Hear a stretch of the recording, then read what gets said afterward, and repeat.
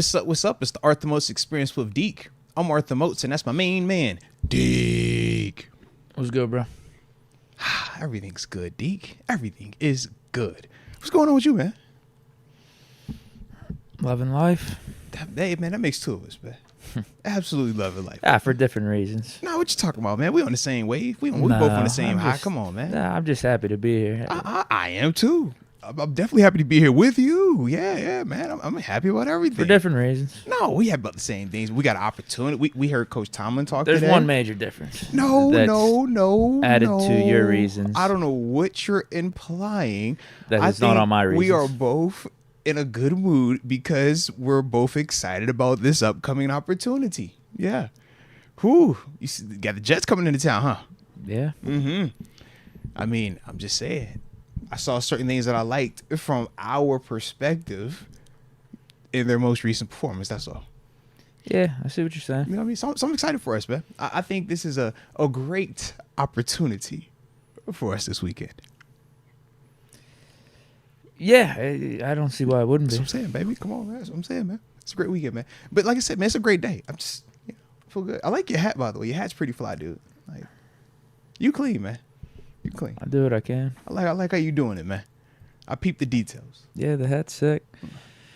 But yeah, I know you're a little extra happy today because of the Bills win last night. See, I ain't even talking. I ain't even bring the Bills up. But maybe I was excited because we're getting a wounded Jets team who's going through a little bit of an identity crisis. Maybe that's why I'm excited. Maybe that's what it is. You know what I mean? Why is it got to be the Bills? Why would you think such a thing? Oh, man. I wouldn't do like that. No, man. I'll be honest. I think Rodgers was right in his press conference yesterday. The Jets threw that one away. I love it. Call it whatever you got to call it, man. Yeah. Whatever you got to call it.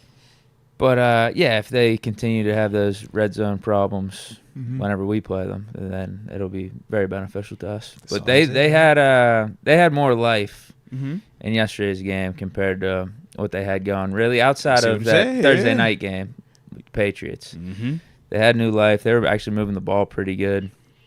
They said they might have even more life this weekend now. If it wasn't for, Zerline missed those two chip shot field goals, and then Rodgers and the crew couldn't punch it in for six either. It was kind of crazy because when I woke up this morning, I have heard that that being like the main talking point, Zerline missing his field goal, and I was just like, man, I could have swore that the Bills kicker missed way more and way more egregious. If we gonna be real about that's it, a little more expected. No. If we gonna play they gave it away because their field goal kicker missed. I'm like, it shouldn't even been close. And if we gonna talk about the Hail Mary full of grace, are we really saying that? Cause boy.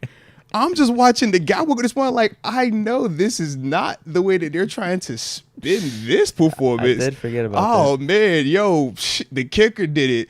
Mike Williams ran the wrong route. I'm like, I know I am not hearing this nonsense right now.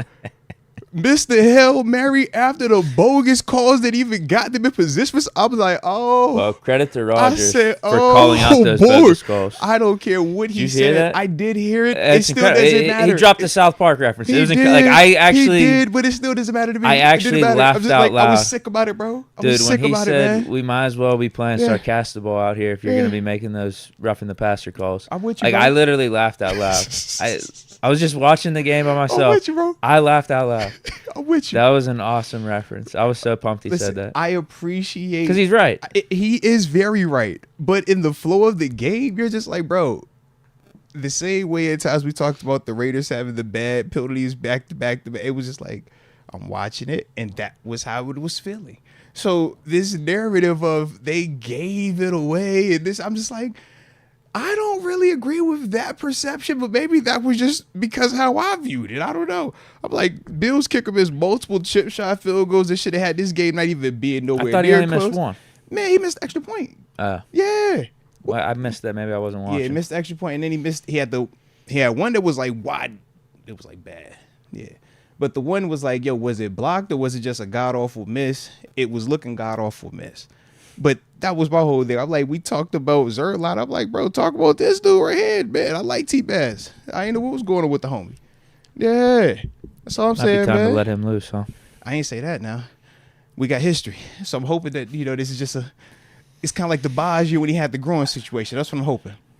But it's been real weird ever since he missed that one in the playoffs. Well, I was going to say, this is ever like since couple then, seasons worth of misses, it's right? not a couple of seasons. It's a last year playoffs, and he's just been rocky as heck ever since these first 6 games. So we don't know if it's just that or if, it's time to go shopping. We trying to see. It's kind of like the Baj year. When Baj had that one season, we like, yo, is Baj tripping? Or is this like, what is it? So we just wait and see right now. Yeah, he hit the one that we needed to hit the most out there. So that was good. But yeah, man, Mr. Hail Mary, like I just, the Hail Mary was, I just hate the fact, I hate the whole decision defensively behind it. But shout out to Rodgers doing what he did. What do you mean by that? You feel like the Bills could have done a better job? No, I just don't like in situations where it's a Hail Mary scenario, you allow a 2-man rush, so you give receivers ample time to get down. They get in position, box out, one guy in the front, one guy in the back, and now you allowing a guy like Rodgers or any of these quarterbacks that understand to get that ball up in the air. It's just way more negative that can happen versus if you actually rush, even if it's just 4 guys, you're gonna make that ball have to come out faster, or at least you're gonna move him off the spot a little bit sooner. That's my only thing with it, man. I don't like just the free, all right, let's just hope for the best. Pray somebody knocks it down. Because how many times do we see, even when they knock it down, it's still so many near misses. Yeah. It's like, oh, he still almost had it. Heck yeah. And it's like, why are y'all allowing these dudes to just freely run down there? Like, you don't have to blitz them. I've seen coaches that will blitz it. I'm like, that's kind of aggressive. But I'm like, give me a 4-man rush. Like, I want to see my guys go get after this dude, man. So that's my only, like, that's fair. That's the only thing I don't like about it. And I get it. I guess for some people, they think of it as, I'd rather have the extra defenders down there. But you can see it's 4 guys around the dude that catches it. And it don't matter. When you put that ball up like that, it ain't like you can hit the guy ahead of time. So we all just, all right, everybody, are you ready? Yeah, because you don't want pass interference. Yeah. So that's my only thing, man. But shout out to Rodgers, though, because for some reason, of all the quarterbacks, he's the one who consistently connects on these drinks. I think it was his 5th one now. Is it 5 or 6? I thought it was 4. 4, okay. I thought he had 4 coming into this one. They could be. It could have been 3 or 4. I don't know, bro. It just seemed like a lot because he actually had a reel that they were showing of his Hail Marys. Like, it's kind of nuts, bro. Yeah, it might not be a coincidence with him. Yeah, I just don't like it either way. But I like a lot for us, though. You're right. That like did a lot happen. For that black and gold, bro. That did happen. It's a little lucky. But, I mean, if it's the 4th time for Rodgers, maybe there's something to him being able to pull it off. Fair enough. But is that not fluky? That's all I'm saying. So to this narrative that, oh, they gave it away. Oh, it was just a kicker. Oh, bad route. Oh, it's like, bro, you threw a pick. I don't want to hear none of this nonsense, bro. It was a pick. Well, to your point, I wanted to say this, and I was actually saying this to you before we pressed the record button. Mm-hmm. This is why I don't want to hear, like, with how the game finished and everything. Now, I do think the Jets missed out on a ton of opportunities. I think that's fair. They did give the game away. Look, I think they gave the game away more than the Bills gave the game away. If that makes sense. All right, fair enough. Yeah, we could talk degrees and everything, but at the same time, mm-hmm. Jets and Rodgers had an opportunity to win the game late in the game, and this is Rodgers' 3rd time this year, wherever he's down late in the fourth quarter. They had the ball down 3 with 3:46 left in the game, bro. And he didn't deliver the goods. It happened in the Broncos game. I think the Jets kicker missed the field goal there too. I mean, they might need to go shopping for a kicker. Hey, they might need to. And then same thing happened last week against the Vikings. Yeah. Big Ben delivers in the 4th. Like, I stand with 7. This is what I don't want to. I never want to hear Rodgers comparisons to 7. I don't want to hear it. I stand with 7. Mm-hmm. Disrespectful to 7. I would agree. 7 delivers in the clutch. It's 7's time in the 4th quarter. Yeah. Rodgers' time in the 4th quarter. It's like, bro, that's why the narrative's out there on him about being a bailer at times. Whenever his teams get down like double digits, get down bad, like when do you ever see comebacks? When do you ever see like fight or grit or any of that? And then even in this game when it's back and forth, like, bro, you got a chance. Final drive here. Mm-hmm. I mean, we saw Josh. Josh he got you the points. So he did. And he closed it out. Credit to him. And another game, no interceptions too, bro. He might be knock on wood. Don't you trending in the right direction for MVP again. No, he's not. He's just one small step at a time. Just trying to show that he's a competent quarterback. That's all he's trying to do, man. That's what'd you say? He's got no picks? Yeah, no picks so far, man. Any fumbles? Turnovers? Actually, it's a strip sack he has on his dock. Okay. That's about it right there. Not his fault. He's had them fluky lucky ones though. Like last night, he should have had one. But shout out to the O-line, running to the football. Osiris, we ain't go, saved him. Because otherwise, that would have been one of them. He has some of those moments, but as a whole, this is a way more Justin Fields-esque by Allen. Yes. It very much was. I was like, God, dog, here you go. He's doing it again. But everything worked out. So, like I said, man, I think the Bills did a good job of showing the Jets some of the blueprint. Running game should be popping. All right. Think you can run on them. Pass rush, it looking real barbecue chickeny up front. Okay. I know Tyron Smith, he's a guy, but AJ Epinesa was taking him, put it to the woodshed last night, bro. Yeah. He's up there in age. You catch what I'm saying? And I just think that's if they saying Highsmith might be back this week. We're going to talk about that. They said he might be back. I think this could be a good get back game for the homie. Okay? Because I like us up front. Because I think Steelers front is better than that Bills front. So with that, I'm like, that's the weak link for that Jets team right now, man. Our defense across the board is better than the Bills. It should be. You're right. Should be. Yeah, if we play like Colts game or Cowboys game, we're not. The one thing that I would say is we're going to have to tackle. That's the one thing that I think the Bills defense does well. They all tackle really well in that perimeter. We're going to have to do the same thing because you see how they want to do it with Breece Hall. Yeah, that was a coming out party for him. Yeah. But you got to tackle. Got to tackle that dude, man. They had to have had a big Nat Hackett problem being their play caller. They had to have been because all of a sudden, you remove his play calling dudes. Breece Hall looks good. Aaron Rodgers has 300 yards. Their offense is like moving the ball. 300 yards. Don't you do it. He had 294. Don't do that. Almost 294. Well, yeah, you know what? You take away that Hail Mary. What's that? Yeah. That's only like 250. Yeah, I was about to say, don't you start throwing them 300s out. Either way, they actually look pretty good on offense, like competent. Rodgers looked low-key Rodgers, like a form of prime Rodgers. I would agree. Holy hell, man. Like some of those passes. Bro, did you see the one he threw it freaking went off the dude's hip? Not only that, the one where son, how you do that? Garrett Wilson got blasted in the end zone. Like he threw it in between three guys perfectly in the zone. Shout out to Taylor Rapp and DeMar Hamlin, man. Do it for DeMar, man. You see he got the jersey swap, too. What do you mean? Aaron Rodgers asked for DeMar's jersey. He asked DeMar. Yes, he asked DeMar. He said, you're an inspiration to me and us all. I would love to swap jerseys with you. And DeMar was kind of surprised. He was like, for real? He was like, oh, all right. Yeah. So shout out, bro. Okay. But DeMar was out there hooping, bro. He was hooping. Man. But we've seen a couple of things. We know that Minkah Fitzpatrick and Deshaun Elliott hit way harder than DeMar Hamlin and Taylor Rapp. So that's what I'm saying. I love the matchup for us, bro. I think what the Bills did was kind of show some stuff. It was like, all right, well, this Jets is have definitely. Devontae Adams now. Well, we'll see if he's going to play this week, right? He probably will play this week. He has to. But we'll see. That's why they made the trade. They made the trade within 10 hours of the game ending last night. The game is, but say they still, he's playing. they ain't even had, he's better than Mike Williams. You see Rodgers hates Mike Williams. Yet. Why? He does hate him. I don't blame him either. Dude can't catch the ball. But that was their big free agent acquisition. Bad signing. Good thing we didn't get him. I'm about to say because we thought about him. Not reliable at all. But we definitely considered him though. Yeah, we definitely considered him, man.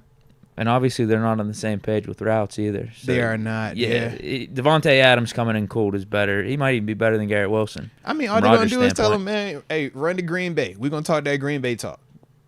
Yeah, they're going to run that. You're going to see a lot of them back shoulders. And you know he can go over top of the thing, man. But it's a JPJ week, man. If that is the case, it's a JPJ week. Big JPJ held him in check last year. That's what I'm saying. Even though he only covered him a few times. Well, that's why I said it's a JPJ week, because the way that we talked about JPJ following the Devontae Adams matchup was in a similar vein as if he had did it for 4 quarters. So you're going to get your opportunity if he is out there this week. So, yeah. For JPJ as opposed to him going up against Garrett Wilson. Yeah. I like that better for JPJ, going up against a bigger receiver. Low key, I do too. And I hate that we are both on the same page with that, but I do too. We both know ball. Yeah, we do, but it's just like I don't like the fact that we can clearly see that could have been some issues with that. I just think the detail. JPJ is a bigger corner. Yes, and the detail in which Garrett Wilson runs routes, I could see some of the separation being created. Yeah. I like it, man. I like it. Hey, could you do me a favor also, Deke? they keep saying something about Amari Cooper. I don't know what's going on. Could you just look into what's going on with Amari Cooper? Are you serious? Yeah. Just because I don't play with the chat, man. I'm not checking. Hey, what do you get traded to the Bills? I seriously have no clue. They said it in the chat, and then they was like, "Yo, we need to get traded to somebody." I just don't know. Check it. Are you sure? I'm just gonna trust the chat. Why would you trust the chat now? Now you want to trust the chat? Let's just move on to the next topic. I'm just. What if it's not real? Let's do our shout out. What if it's not real though? What? Because we might need him. In terms of Pittsburgh, we talk. Are we not in the market for number 2 wide receiver? Or we not in the market for another wide receiver? We've been talking. We was looking for Brandon Ayuk, right? We were looking for Devontae Adams. We'll just say, man. I'm just gonna pull him up. How you spell Amari Cooper's name? Amari. You can just type in Cooper. I'm just you know how to spell that, right? What goes on, man. So Browns to trade Amari Cooper to the Bills. All right, interesting. Now this is only important because we play the Browns twice a year, and we need to know what their roster is going to look like. So That's we're just like a month away at least. We're just gonna look real quick, take a quick peek, and see what the details what was are. The trade? Let's just see what the details are. Okay, are. So Amari Cooper is heading to Buffalo. With Fox Sports, Jordan Schultz reporting the Bills and Browns have a deal in place. Let's see. The deal includes the Browns receiving a 3rd-round pick.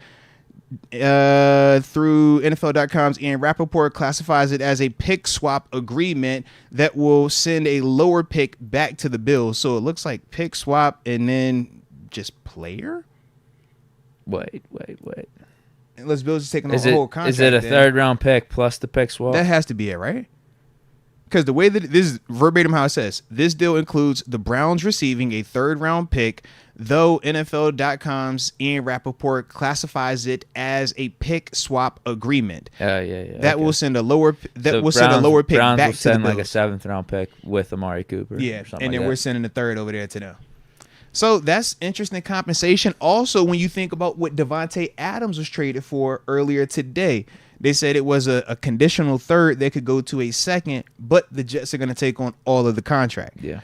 I'm assuming with the Amari Cooper situation, it has to be something along those lines too, right? Yeah, and his contract's not as big as Devontae Adams. True, because the Bills cap situation is not the best. And how much longer does Cooper even have on the contract? Maybe 1 or 2, right? Yeah, I feel like he signed that deal a couple years ago. I would agree. And I think it's sort of the same thing with Adams, although if you release him, you still got to take on like a dead cap hit. Yeah. It's not as bad as it would be this year, but it's still like probably $15 million. Yeah. So he's in a way on a 1-year deal, or whatever the rest is for this season, and then Jets will restructure, maybe extend them. That's what I would assume if Rodgers sticks around for another year or so. It's pretty interesting, man. The wide receiver market is heating up. Everybody's finding dance partners right now. How do we still feel about our current wide receiver? Actually, you know what? We're going to get to that. Let's pay this bill real quick because we getting a little bit thick in this thing. No Diddy. All right. So we're going to go ahead and pay this bill. Then after that, we're going to get right back to that topic real quick. All right. Talking about our wide receivers and reflecting on the wide receiver market. So with that being the case, today's show is brought to you by DraftKings Sportsbook. Only the top-rated sports booking app in all of North America. We love the fact that they are safe, secure, and reliable, ladies and gents. And promo codes are always on deck whenever we're talking about anybody, but specifically when we're talking DraftKings.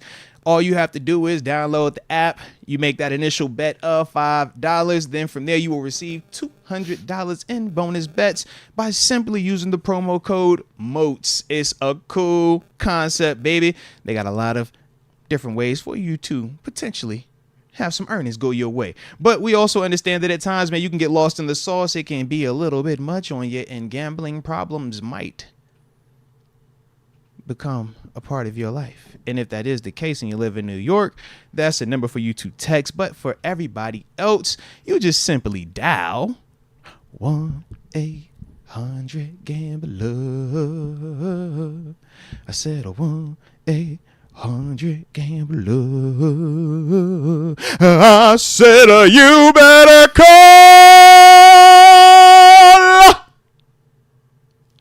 1-800.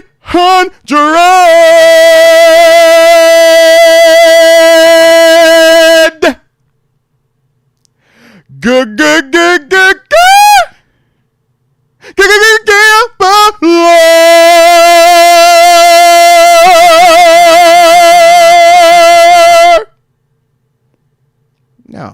back to the conversation that we were having here. Well, I'm seeing some comments saying that all of a sudden the Bills get Amari Cooper. Now you want to be singing. Wow. That's funny. Y'all are acting different. Why y'all acting brand new? Don't act brand new. I am not singing because the Bills are getting Amari Cooper.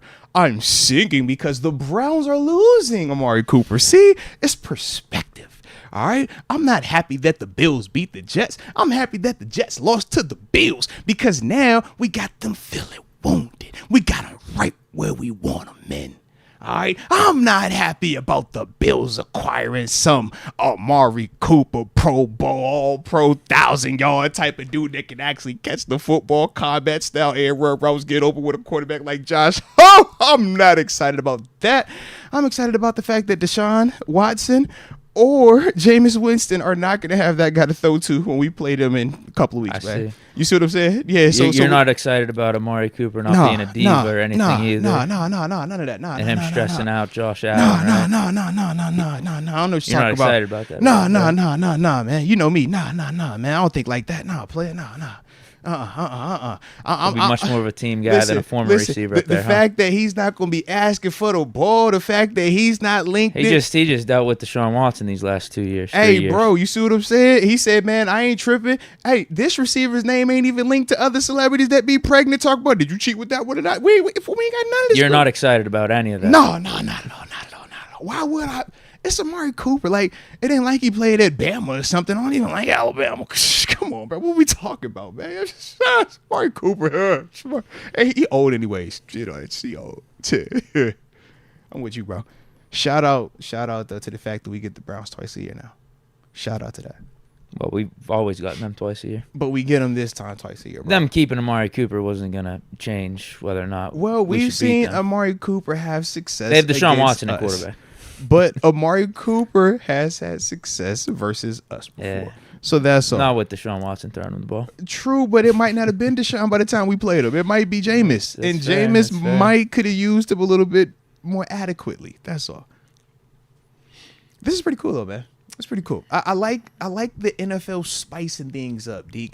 I'm old enough to remember where NFL, like, there were trades. You're right. It used to be like no trades going on, like one trade a year. And now, bro, we just get trades just whenever, blockbuster, marquee receivers. Like, we're still like not 2-3 weeks away from the trade deadline. Think about that, bro. We just got 2 big-time players being traded in the same day, man. Craziness. To 2 teams that literally just played last night. Like, we talking about the Jets low-key. The Bills in the same boat. They flew back and was like, hey, man, you know what time we on, bro. Get him. Now. I don't care. I don't care about their feelings. Bring them in here. I don't care. Hey, it's tough. Get him. You mean Matt Collins isn't cutting it for you anymore? Listen, I don't care. All right. I don't care what they say. Get him in here. All right. He could be upset. Let the young boy talk about the Macy's coat. I don't care. Get Coop. Get him now. I don't care what you got to do. Bring him in here. They can do whatever they want to do after that. Ain't doing it. Hey, bro, listen, Curtis, we like you, but bro, get him in here. Get him now. All right. And make sure his attitude right. We ain't going backwards now. We can't go back to the other one, but you know what I'm saying. Yeah, bro. You seen what it look like, bro. You seen how it's been going. Yeah, it looks like Shakir's actually the bright spot for Allen. Yeah. That no-name running back was a better receiving threat than a bunch of those receivers. First off, he's not a no-name running back. He was a 4th-round draft pick in this year out of Kentucky. Okay. That's all we're saying, bro. He's a 4th-round draft pick out of this year to Kentucky, bro. So what you, man? It's kind of like how we look at our 4th-rounders. We like our guys. The chat is saying they've never seen you happier. What? Oh, y'all gotta chill. Don't you? You never see me happy. Oh, y'all gotta chill. Why y'all try to play like that, man? I ain't even happy. I told you why. I am showing some glee. All right, it's because of our short-term and long-term foes being weakened in some capacity. That's why I am, filled with glee. You're saying this all while wearing a bright red Bills hoodie, though, too. So I can explain this. I can totally explain this, bro. It was late last night. I was cold. Wifey turned the fan on. I ain't know. You're wearing the same hoodie from last night. Bro, I ain't, because with this morning, because we're going out of town next week, we were taking the dogs. And we had to, like, do the little meet and greet with the little spot. I was like, oh, all right. And I just man, I was running late, the kids, so I just showed right. I don't even think I brushed my teeth, low key. I just pulled right up. So this is why it looks like this. All right, this wasn't intentional. You know me. You know me better than that. Yeah. All right, can we talk some Steelers now? I'm waiting on you, man. You keep messing around, man. Drop it in the comment section where y'all tuning in from so we give these big boy shout outs to start today's show. Don't forget to hit that like button one time for the culture and subscribe if you are new to the channel, baby. You know what time it is. And shout out to you, Jaron Pittsburgh Steelers for life. I see you saying happy 2-year anniversary to your wife. Love that, man. Hopefully y'all celebrating the right way while you out there in the 559 Visalia, California. Shout out to love. Then after that, man, let me get a couple of these on the front end, man. All Jay right. Farrow in the 213 Koreatown, California. I see you in the building. Tito with the good vibes. Stay rocking with me, man. I appreciate you. And I like how you still doing your kicks, too, man. Keep doing how you do. You know I'm going to do how I do, man. We saluting it up, baby, in the 817, Fort Worth, Texas. I see you. I'm too saucy for you in the 601, Jackson, Mississippi. DJ London, always in the 757, a.k.a. Norfolk, Virginia, the crib.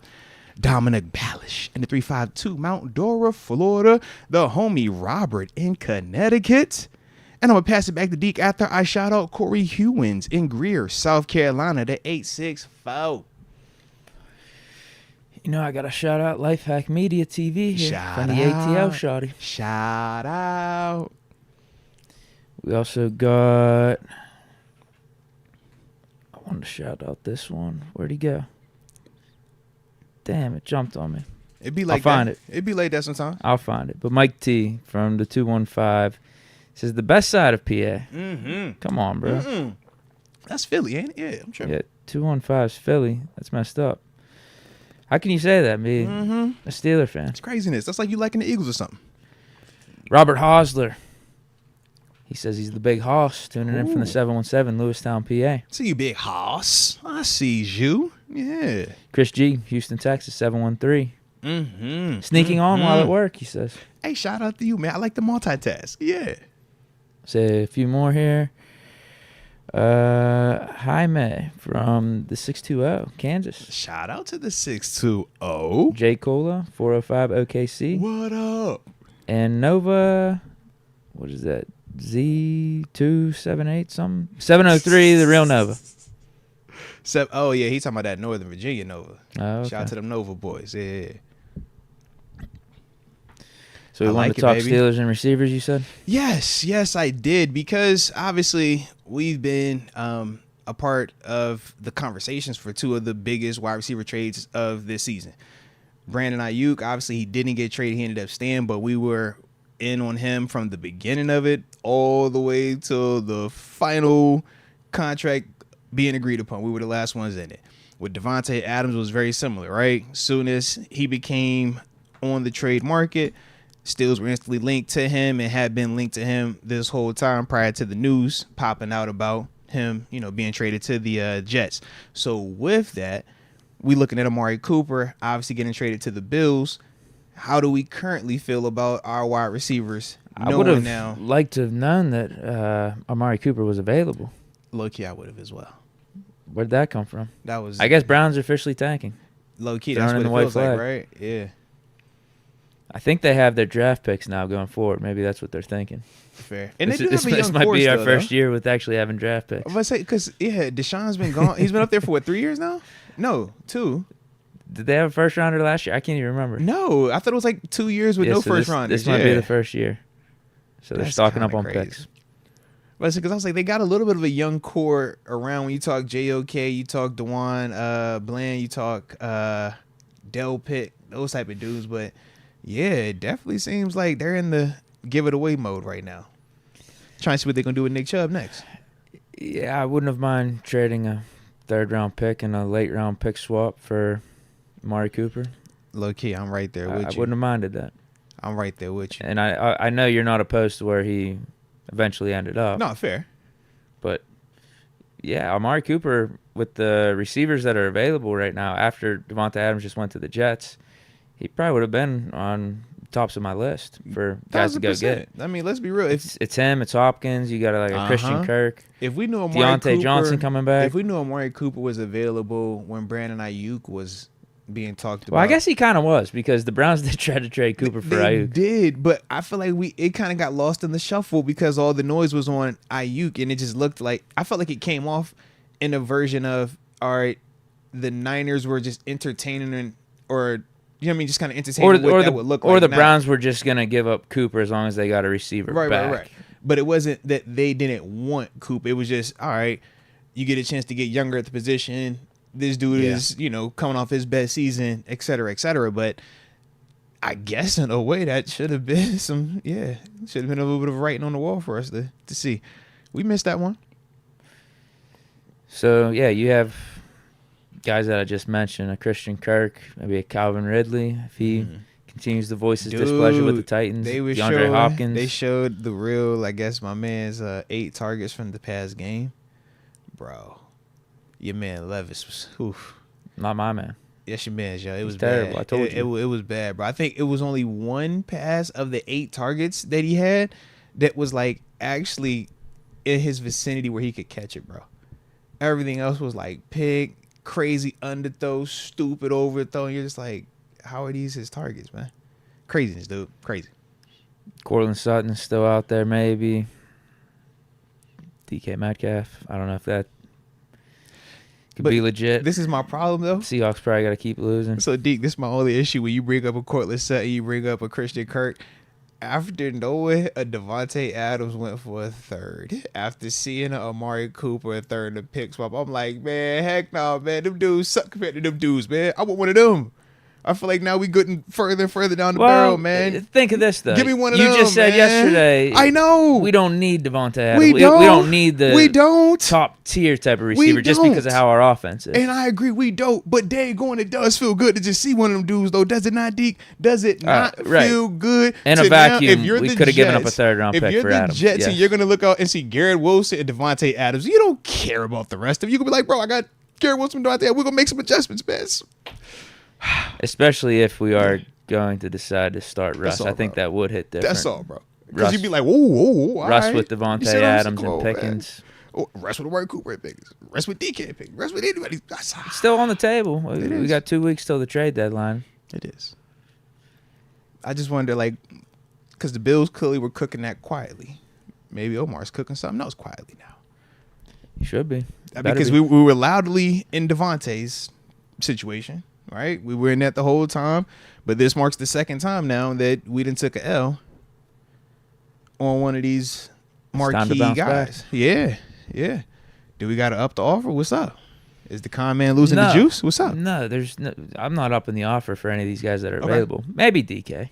I probably would for DK. That's what I'm trying to figure out. Like, does this change anything? Seeing what some of these receivers are going for deal wise.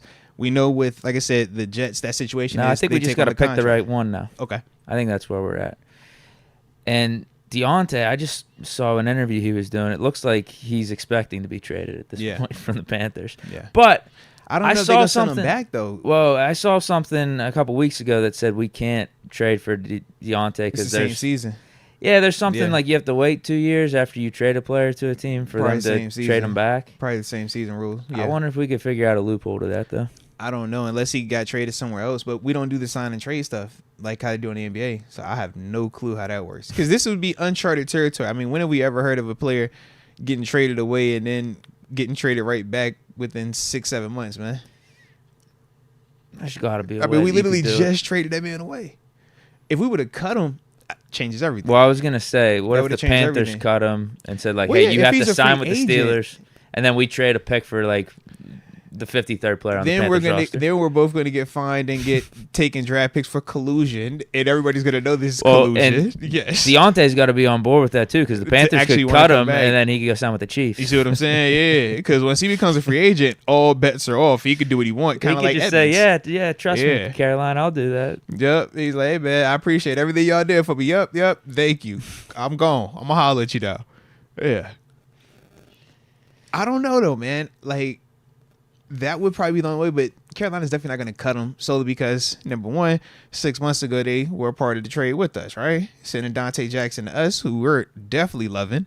But for them, I mean, DJ ain't been playing bad for them once they figured out the quarterback a little bit, but they just in a terrible situation anyways. Yeah. If he want to stay in blue, though, just send him out to Buffalo. He'll be all right. No more receiver trades for them? It's Curtis Samuel for Deontay Johnson. There you go. No. There you have it. Okay? No. Marquez Valdez Scantling. No. Deontay Johnson. There you go. You can have him. All right. Oh, man, I just got an alert on my watch. Oh, that's crazy. He a 5-time Pro Bowl. Oh, bro, this is a crazy day. Deke, I can't make this up, Deke. I don't know what's going on, bro. I'm just trying to talk some Steelers, bro. I just want to talk Steelers today, bro. Shout out to these wide receivers, though. Well, we haven't got off on the right foot for this podcast. It's not my. We've weakened a division opponent, and we've got a lot of new information on an upcoming opponent. See, I think we're in a good spot right now. Great spot. Yeah, for these receiver trades, I think part of it too. I was thinking about this with the Devontae Adams trade that just happened and him going to the Jets because I was wondering, did the Steelers miss out? And I was thinking, yes, in a vacuum, obviously, give up a third-round pick for Devontae Adams. Mm-hmm. But then I thought about what you said yesterday, and then the fact that our quarterback situation is in a little bit of a flux. Like, we don't even know who's going to be our guy going forward. Mm-hmm. I don't know if we've necessarily missed out just yet. I would agree. Because what is the offense going to look like once we get a Cordell Patterson, Jaylen Warren back? And the fact that we already use all these heavy personnel sets and we barely are able to utilize the wide receiver one that we have right now, like how much was Devontae Adams really going to change the game for us? Now, I still think we need a wide receiver too, but could we be getting the same impact from a guy like a Calvin Ridley or a DeAndre Hopkins for way less of the price? No, I think that's very fair. And part of me agrees with that too. Our identity is bully ball. Our identity is take the air out the game, and you're going to make that mistake before we do, and we're going to force you into making that mistake. I think we would still have a similar approach, but I still give credit to Coach Tomlin in the sense that he also has the ability to adapt. And what I mean is, you think about how our offense is right now. We play a very slow pace, grind it out, we're not going to expose anything type of game. And he's had to do that mainly because of our quarterback personnel, whether you're talking Fields, whether you're talking Kenny, whether you're talking Duck, whether you're talking Mason, whether you're talking Mitch. But you think about during the Killer Bee era when Todd Haley was here. We didn't take that similar approach of let's slow play. We still had a physical identity, meaning you were going to still see Le'Veon Bell running behind with the Will Johnson out there, with the Matt Spaeth out there, with the Jesse James out there, with the Heath Miller out there, with the Ladarius Green. You were going to still get that. But at the same time, it's like you got Antonio Brown over here. You got a dude that you can actually get off throwing the ball to. Oh, a Juju's in the building now. Oh, we can throw a little bit more. Oh, we got a Martavis. So we still never really got all the way away from the identity, but we were able to almost make it a little bit more hybrid. And I think with one of those type of receivers, I just think that in a way we would pivot to that a little bit more. Whereas right now, because we don't have that additional piece, we're just locked into, hey, this is what we know works right now, and we're trying to win games. But I do think if one of those guys were here, he would adjust that part, and I don't think it would kill it because those guys would, I mean, they produce. So that's the big reason of why we wouldn't have to stay this, slow play. It's like, I got a dude over here that can actually, he can't hurt you right here. And I think that that's the part that we both have been saying, whether it's more production by Calvin, focusing on him more, or actually getting one of these guys who already have the proven production and pedigree, bringing him in, that could also be just as effective. Do you have a guy from that list of names? Calvin really sounds great to me, man, because he still get open, and I think he's the youngest of the bunch. I think his production is the most consistent. When I'm talking him, Smith. I didn't even think about that. But it's not a real one because if anything, it's a negative connection. No, he got suspended. Yeah. Yeah. So if anything, Arthur Smith might be looking at Calvin Ridley and be like, "Dude, you kind of bailed on me that season, man." Like, but that was the year he was supposed to be betting on the squad, right? No. He sat out for like mental whatever, and then he gambled. No, that's what happened. He sat he stayed away from the mental health. I remember that, dude. So he missed like a season and a half. And then he got traded midway through his suspension. It was back to back. I'm thinking solely about the suspension. You're right. He did sit out. Like 5 games in. He was having a decent season. And he's like, I'm going to sit out the rest of the season. You're right. And then he gets suspended during that. Yeah. And then the next year, in the middle of his suspension, that's when he gets traded to the Jaguars. Yeah. Yeah, I forgot all about the mental health maybe part. It's not a good connection. Yeah. I could definitely see him seeing that, you bailed on me. I could see that part. But hey, man, maybe they both say fresh start, new beginnings, man. Turn over the leaf. I'm sure that would be the case. Calvin Ridley would love to get out of Tennessee, and Arthur Smith, I don't think he would mind having Calvin Ridley added to this offense. Arthur Smith doesn't seem like a guy that holds grudges. I don't know. You think? I don't know him like that. I just look at him. I'll be like, I can see him having a grudge look. I can see him being like, yeah, got your ass now. I can see that. I don't know. He likes to run the football, man. He's pepper him, pound him. He just seems like a nice guy. It doesn't really seem like anything negative comes out of his mouth or he's taking shots at anyone. Well, he is an Arthur, so I trust him. How about that? There you go. Yeah, you gotta trust Arthur, man. Yeah, I don't really have a big of a preference for Remix called it. It is the mustache. You're right. It's the mustache. I'm like, something's real peculiar about him. I just feel like he'll stick it to you one time, man. It's definitely the mustache. Yeah. It goes, though. It goes with his appearance. Like, yeah. Yeah, he doesn't have like a grand personality. Yeah, it's definitely that, though. But doesn't come off as a guy that holds grudges. Yeah. I like him. Or is petty. I like him. But out of those names on the list, I don't really have a grand preference. It's just, to me, at this point, who's actually available. Because we could throw DK Metcalf in there or Sutton, but are they actually available? I don't think Hopkins and Ridley are likely, I'd say, at this point. they're available, yeah. I think definitely Christian Hopkins, Kirk. definitely Ridley. Kirk, yes, but I don't prefer Kirk out of that group. Sure. And he's a small receiver. Like, if I'm going to go get a receiver, like, I prefer the Calvin Ridley, the DK, obviously, or the Hopkins. But to me personally, I think that Ridley has a little bit more juice running his routes. When you watch his separation, you watch his burst, I think it's just a younger athlete. Where you talk about DeAndre Hopkins, he still is getting it done, but it's more of the savviness.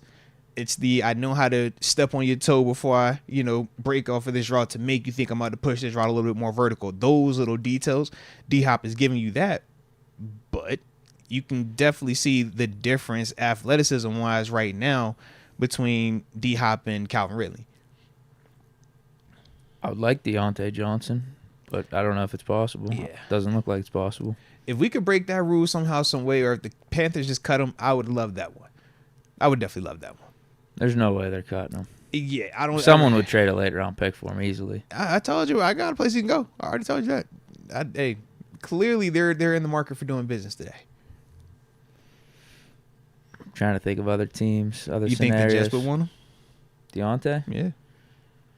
Yeah. They got enough receivers at this point. You said Mike Williams if you're going to get rid of him. I don't want him. Fair. I'm just saying, if they're going to get rid of that opens the door for another, yeah. They might just try to revamp the whole spot.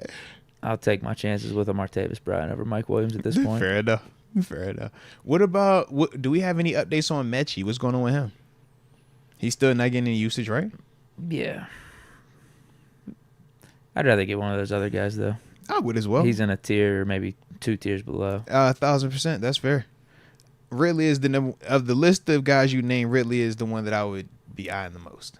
Which is crazy because they just signed him. I know, but everything is going bad down there. Yeah, keep complaining. Yeah, make it loud. Come on, man. Was it Titans will have no option but to trade you. The squeaky wheel gets the oil. All yeah, right? Squeaky wheel gets the oil, man.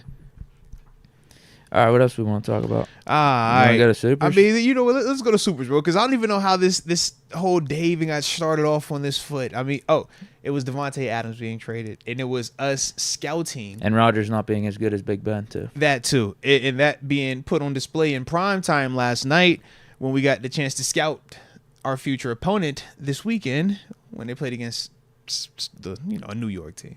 Shout out to the New York sports teams last night, too, man. Mets won, Yankees won, Bills won. Good day for New Yorkers. Brent Fox says, salute Moats, Deke, and most of the chat. Ooh. Most of the chat. All right.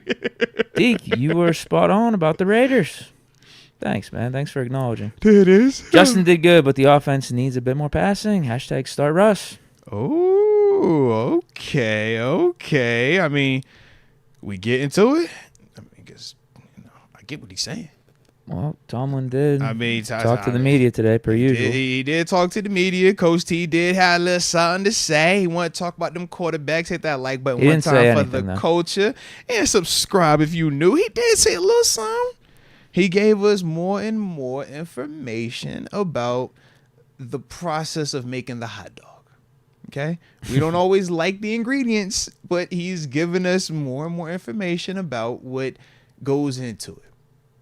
He said that Russ and Phils are going to be taking first-team reps. This is new information, Deke. And he still hasn't even decided how many first-team reps for each of them or who's going to get the first. That's way too specific. It's Tuesday. That's way too specific on a Tuesday. Tomorrow. Yeah, that's way too specific on Tuesday. We got to wait this. Which I don't blame him either. Yeah, let's wait it out. Let me just see when I feel. I kind of like it from a gamesmanship standpoint, actually. Like I know us as Steeler fans, Steeler people, we want an answer because the quarterback's kind of a big deal. Yeah, it is. 1,000%. And given that we have two high-profile guys, Justin Fields, Russell Wilson, it's like, I want more answers about that position sooner rather than later. But from a matchup standpoint and facing off the Jets against this week, I like Tomlin slow playing this because that makes the Jets have to prepare for both of them.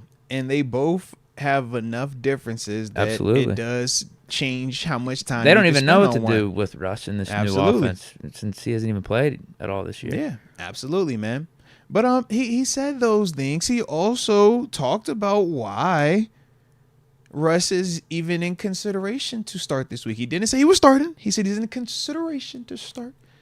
He simply talked about how, he gonna knock some of that rust off, but with some of that, the body of work of what he's already done does bring a certain level of comfort because you've already seen this dude do a lot of these things in stadium consistently. So he talked about that, but he also said that Justin Fields has still been an asset to the team and that sometimes it's nothing that you're doing negative. It's just that he said that we have another tool or another, player that has talent that we haven't seen just yet.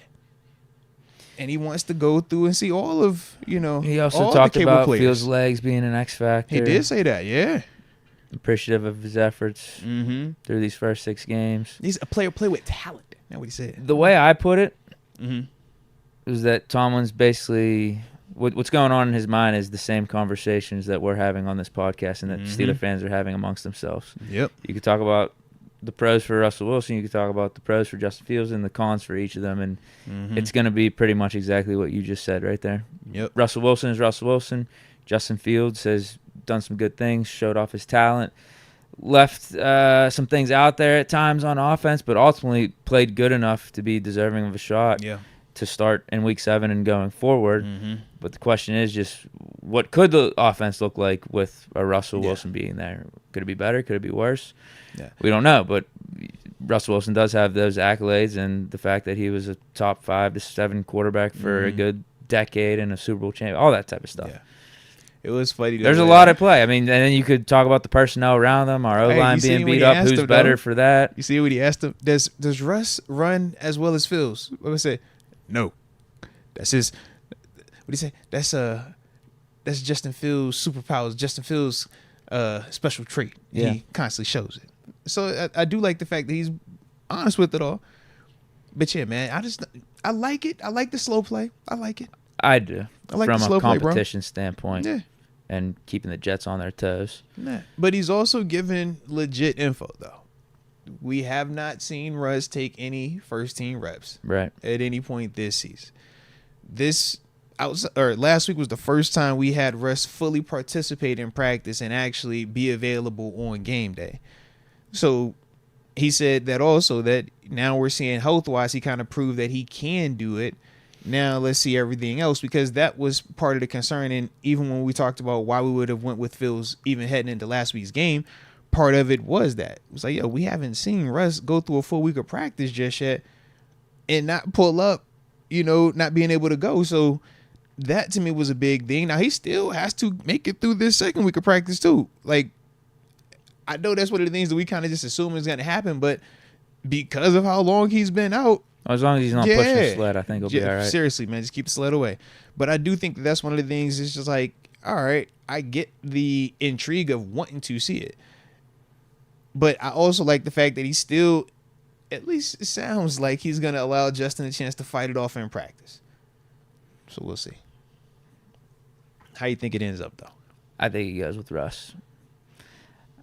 I read between the lines through some of his answers and, his tone, his body language, and I think he's leaning Russ. Russ is in pole position. I've been saying that, though, the last, 2 weeks. I feel like when Russ is fully healthy and it's time for Tomlin to finally make a decision, I think he is going to pick Russ. Unless Fields completely closed the door. Yeah. And I don't think Fields did that over the last 2 weeks. I think that's fair. And it doesn't mean that Fields hasn't played well, but I just think that when you do leave the door open and it is this outlier situation where it's Russell Wilson as the backup, there's going to be natural intrigue. And it's Tomlin making the decision, too. Absolutely. It might be, if we had a different coach, they'd be leaning more Fields than Russ for various reasons. But just knowing who Tomlin is and how he feels about Russ, how he thinks about Russ being, just having the veteran and the Big stuff. Bens, the Rodgers of the world, he loves that. He named type Russ of dude. the starter already going into week 1, and that's with Russ. Mm-hmm. I don't know, being out there for like half of training camp and a little bit, 2 of the 3 preseason and games. has stood on it after every performance too. Has not changed that depth chart. Hasn't changed the depth chart. Knowing that was going to always be a question each and every week. It was like, But I don't blame him for that, though, either. I think switching up the depth chart 2-3 games into the season. But I think if you really would add some unnecessary drama. But I think if you really were saying, yo, Justin Fields has done that much that I feel like he's my guy, where's the drama at? Yeah, but think of the times he was asked about switching the depth chart. It was earlier on in this process. I think it would just be how long did he I wish we would go do. back and remember how long it took for him to switch Kenny Pickett. Because remember, Mitch was the starter, the captain. Well, he just benched Mitch week 3. No, that's fair. But I'm saying, when did he switch week it though 4, on the depth chart? You see what I mean? Like, how I think soon it was did right he after. switch it? It had to have been, right? That's what I'm saying.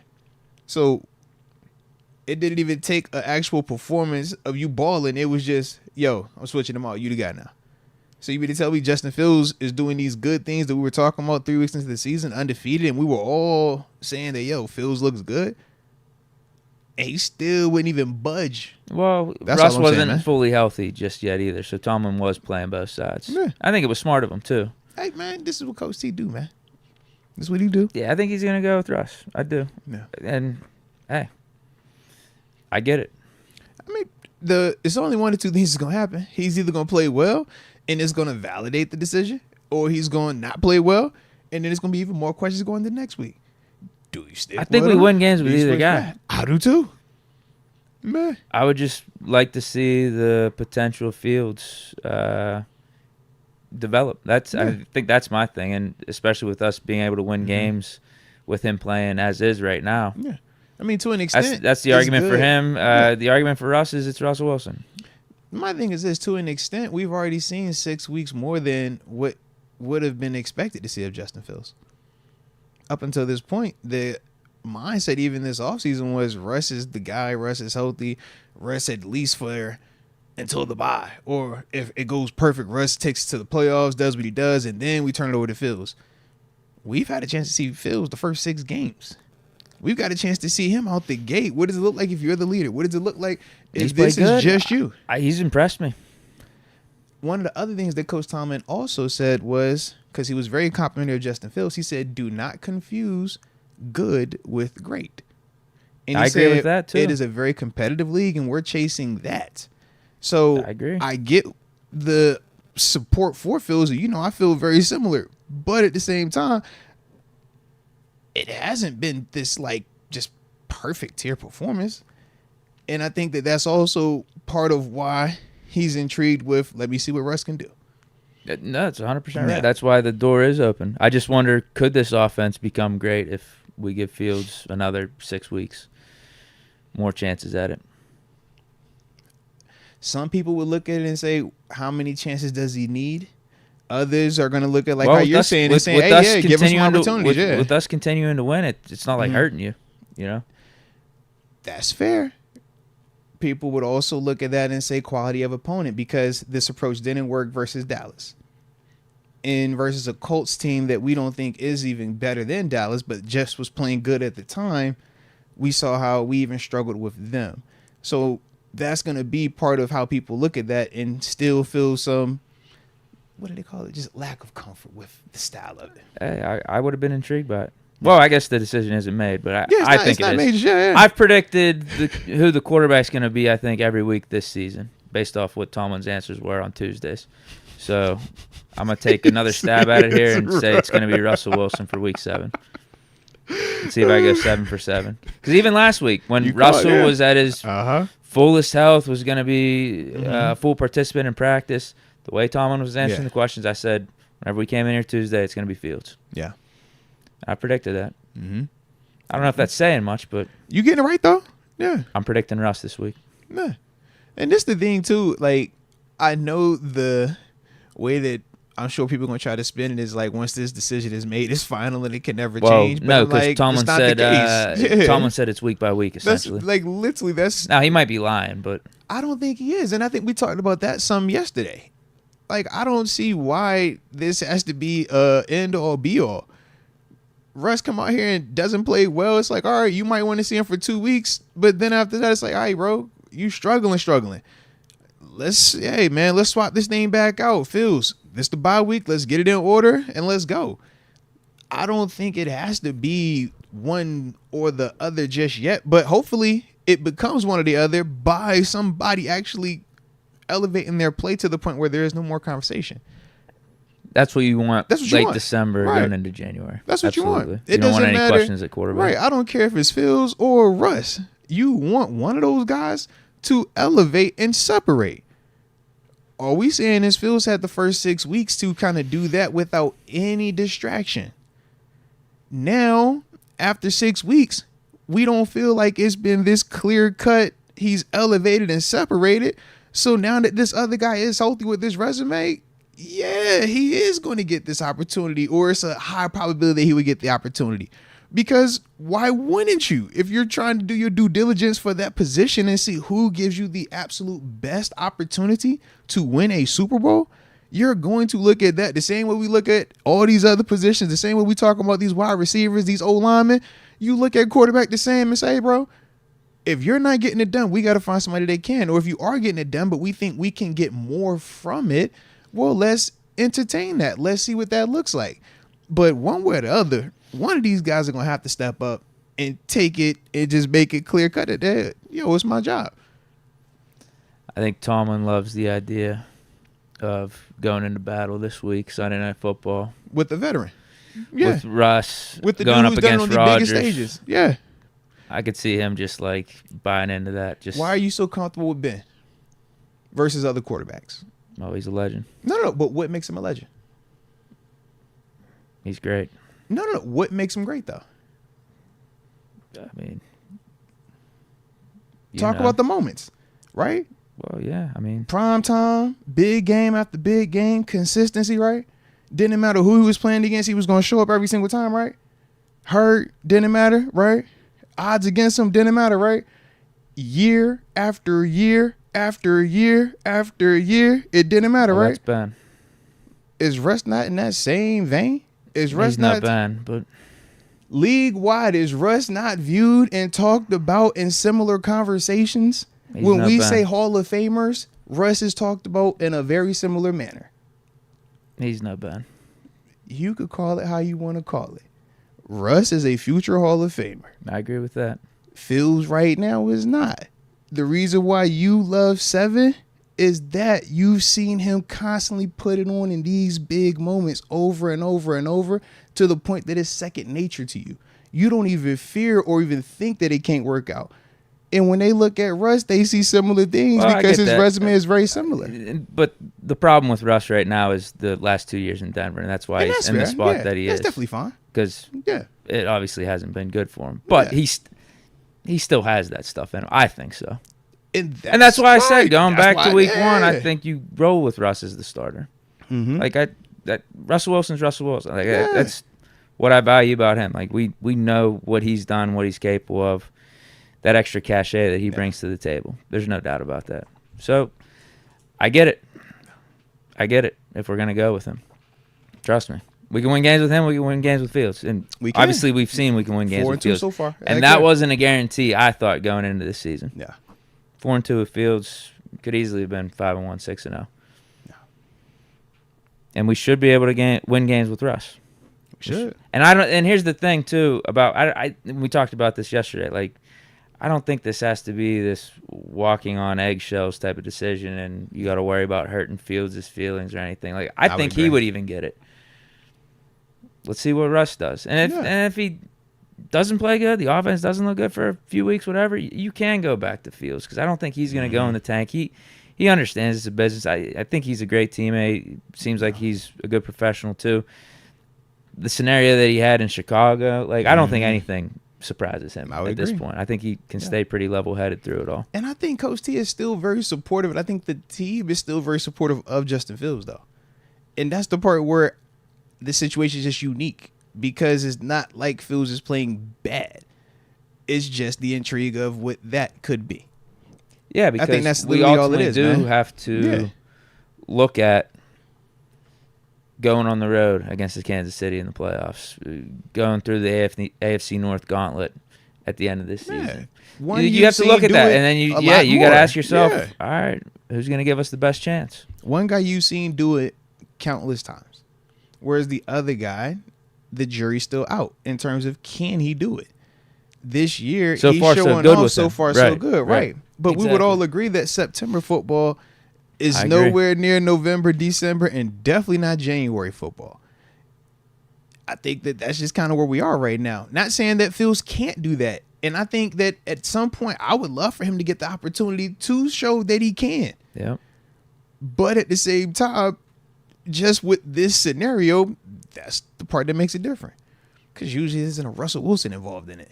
Usually some just dude that we kind of just like, all right, you cool, but you're not in the convo like that. Yeah, it is a very unique situation too, because there's other times where, like the 49ers, when they had Alex Smith and Colin Kaepernick, they already knew what Alex Smith was with the Niners. We still don't know yet what Russell Wilson is with the Steelers because he hasn't played with us at all. Like, because Alex Smith and Russell Wilson are the comparables in those situations, like the older veteran guy. We still haven't seen Russell Wilson. Maybe it's a different story if Russ and Fields were on the roster last year. We got to see a full season of Russell Wilson. And we were like, it was okay. Maybe it could be better next year. And Fields played like this. Maybe you just stick with Fields because you already know what Russell Wilson is here. We still don't know what Russell Wilson is here. Low-key, I was about to say, because I think the only thing that might be close is the Alex Smith Mahomes scenario, but they still saw Mahomes that last game. Just in terms of like the young quarterback, old veteran dude, not knowing what you can do. Did he play the last game of his rookie he got season? The last game. I don't remember that. Yeah, they gave him that last game of the season. Yeah. And then after that, that's when they moved on from Alex Smith. He went to Washington. Yeah. Good decision. Yeah, excellent decision, bro. And that was after he had them in the division round hosting when we beat them that year. That was that following year when they made that move. Yeah. Yeah, and Russell Wilson, I mean, he's better than Alex Smith. Yeah. But we still haven't seen him with the Steelers last 2 years with the Broncos. Yeah, I'm with you on all that, bro. I'm with you on all that. Was it not a good fit though with the Broncos? Like, there's some questions. There's a lot of there are questions, man. Pieces to this equation you could definitely talk about for however long you want to. Definitely. I think Tomlin's going with Russ though. Bottom line. I like it. I mean, I like the fact that you already calling it. That's what I'm saying. I'm calling it. Yeah, I'm calling it. You calling it. All right, let me see if TG. I totally just looked down at the clock and saying, "Ooh, was at 3:04." So, hey now. See how he feels about this, man. Well, maybe he might have a similar. Good vibes. Says birthday today, 25 years in reverse. So, let's go. So is he saying he's 52? That's a great year. That's a great number. That's a great age. Specifically on a day like today, Tito. Happy birthday to you. The beautiful 2-5 in reverse. Oh, man. I just love the number 52. Deke, it's something about that number. It just touches my soul. Happy birthday to you, Tito. Happy birthday. I'm seeing some Mike Williams trade talk in the chat. Ooh, who we going to? Tell them to stay away. Where we at? No, I don't know. I'm just asking it. I'm just someone intrigued. said Steelers Depot wrote a little article saying that Mike Williams could gather some Steelers interest. Stay away. I got to see enough of him last night. Of course, now he ain't text back. This the beauty of it. He's not ready. He ain't ready yet. He ain't shoot the text back yet. All right. Colton Choi Fu says, aloha, my brothers. Coming to the Berg this Friday. Gonna check out the terrible Let's go. tailgate. Yeah. Moats, you know who you're interviewing at this week's game. Shout out, man. Shout out to you pulling up to Pittsburgh, man. It's going to be an absolute vibe. Shout out to the terrible tailgate as well, man. They had some stars out there last week. L. Bell and AB pulled up in the building. Got to talk to TG. See how he feels. Sounds like a movie. Yeah, guys, see how he felt about AB making his way back into the scene. But yes, I do have my 2 guests for this week. The first guest at the FedEx Great Hall will be none other than Mike Wallace, Mr. Speed. Yeah. So ask him why I didn't sign the contract to stay. Don't do me like that. Don't get me in trouble, man. All right. If y'all got some legit good questions, send me some legit good questions. But don't get me in trouble like that, man. Do not get me in trouble like that. Don't get me in trouble like that. All right. And then my second guest, I will be in the UPMC club, and I will be talking to Nate Washington in there, man. So shout out to Nate as well, man. Definitely looking forward to underrated Steeler right there. Definitely looking forward to talking to him. Super Bowl champ, also, if I remember correctly. TG said 5 minutes, so we got some time with him. But Cam yeah, Pinkney man. says, my glorious kings, Moats and Deke, love the stream. Nah, man, salute to you, Cal. Salute. And we see y'all in here in the building, too, on a nice Tuesday afternoon. So if y'all digging how we doing it today, hit that like button one time for the culture and subscribe if you are new to the channel. Deke, I'm not going to lie to you, man. I did not think we were going to spend so much time talking about, wide receivers. But when you get these type of trades that are just going off the day, it's just like you just hijacks the show, man. It's crazy like that sometimes, bro. Yeah, shit happens. Yeah, I like when stuff like this happens. It's a good day. It's an excellent day now. It's even better day. I like it when Steelers make moves. Happy day. Oh, happy day. I don't necessarily like it when other AFC teams get better on offense. Oh, man, this is a day right here. I'm like, woo. But wait, there's more. I mean, the Devontae was like, ooh, all right, cool. How we got about that one? Beforehand, but this one? Oh, happy day for the Steelers. All right, because I know y'all trying to, paint me as some Bills fan or something like that, bro. I'm just saying as a Steeler. All right, these are great moves for us. No, I don't think it's us trying to paint you as one. I think you're the one giving off the signs, and we're just reacting. No, man. We just call it like we see it. I told you already about the hoodie. Like, nah, I'm innocent, bro. I'm super liking your hat. I even told you I like your hat, bro. That is pretty sick. That's all I'm saying. Like, if I was a Bills fan, I would have liked your hat. The hat is fire. Yeah. We got some breaking news there from Rashawn Jones. Ooh, all right. Hopefully good news. It's not bad news. Whew, that's good. It's nothing crazy. He says Steelers are rocking the block numbers on Sunday night versus the Jets for the 50th anniversary of Super Bowl IX. Let's go. Oh, yeah, it is the alumni game. Yeah. Shout out to the Super Bowl champs. They are going to be in the building this weekend. Good call on that. Shout out to the block numbers, bro. What's our overall record in block numbers? I just remember Kenny winning Raiders game, freezing cold block numbers. You're saying when it became the new throwback here? Yeah. When did that start? That was 2019? Yeah. I think that was Mason year, right? Oh, yeah. No, you're right, 18. 18, yeah, because we did. We rocked them with Connor. Because we were the last of the Bumbles. Okay. Well, we beat the Browns in the block numbers in 18. Right. Browns in 18. Raiders 2 years ago. We beat the Rams in 19. Rams we were in at 19. That game. Yep. Facts. We beat the Packers last year. Okay. So that's 4. At least 4 of the last 5 years then. We said we started wearing them in 18, 19, 20, 21. I'm trying to think of other games. We only are missing 2 more. We're missing 2 more in block numbers. Was there a season we rocked them twice? There might be a season we rocked them twice. That could be the case. It seems like we've done good with them, though. That's what I would say, yeah. Like, This is good mojo. I like this. I wonder what the Jets pulling up in. I wish they throwing some throwbacks.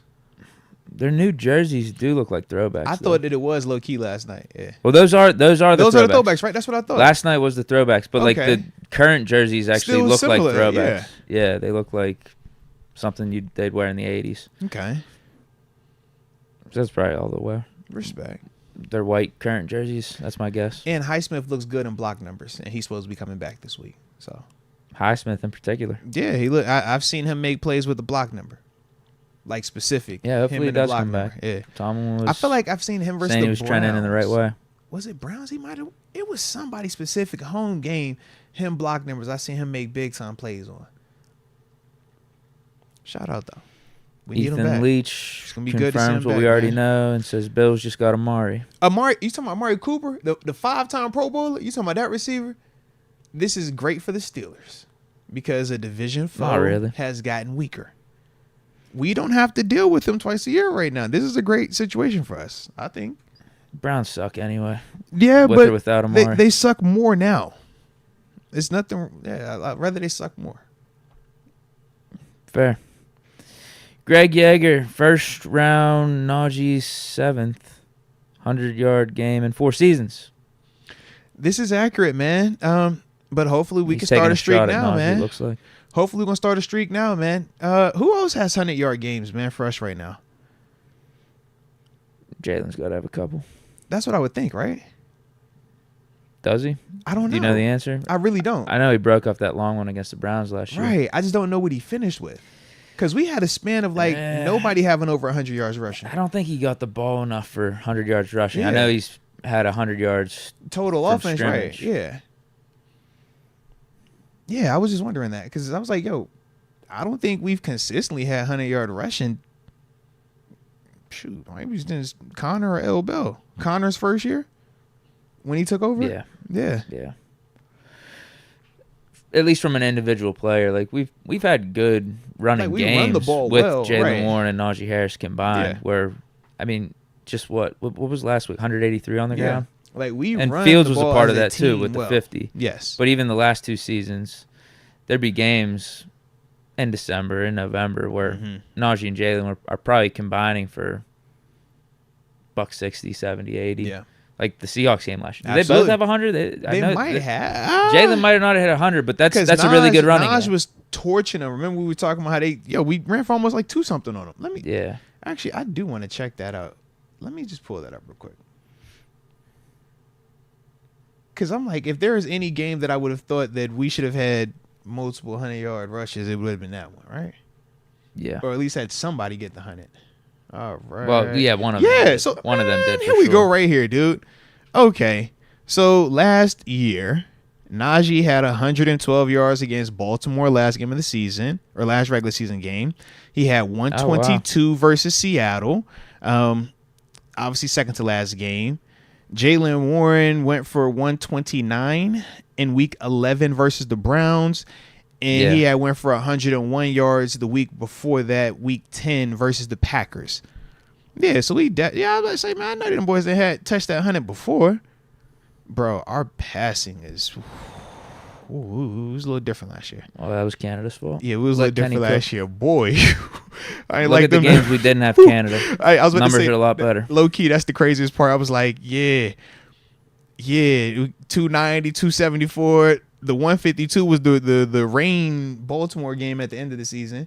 Yeah. Last regular season game. But then even, postseason, you get back, where was post? Yeah, 229. So it was like those. I thought Mason played good in that play. I'm with you. Those last couple ones were good. Our running, What's the Kenny one Cincy game? Since game after we fired Kenny. I think he had 290 something. Would have been 300 if Deontay didn't drop that touchdown. That time touchdown. 278. He had 278 and Najee had 99 yards rushing that game. Can we round that up to 100 or is that not count? He had 99, bro. Sure. All right, there we go. Offense was grooving that game. Yeah. But yeah, our rushing totals very, very inconsistent at times. But that was interesting though, man. I know we done ran that ball a little bit better than that, man. Shout out to Najee, man. Why you keep playing with Najee like that, man? I don't even want to play with Najee like that. Yeah. Is TG in or out? He ain't text me back Okay. yet, so we just gonna keep rocking. He said I needed 5. I was like, bet. It's TG. You know how TG is. It's TG, bro. I be scared to even I think we talked about everything we needed to talk about, though. And anyway. now he just texts me back. Right? Now he just texts me. We're gonna see what this text say, Deke. You know, now he said he's ready. I can't make this up. No, that's fine. You know I can't. You know how you've been around TG. Don't look at me. You've He's a been good around dude. TG. You know how TG is, man. Shout out to TG. If y'all you need a TG in y'all lives, I tell y'all that all the time, man. All right. So if y'all digging the show, if y'all are excited for the homie TG, y'all go ahead and hit that like button one time for the culture, and of course, do not forget to subscribe. Let's call up the homie. Call up the homie. Hey. I think I pushed the right button one time. Got everything plugged in, yeah. Okay. Hello. Ball, you might need turned up. Ew. What's happening? What up? Hey, What's the word?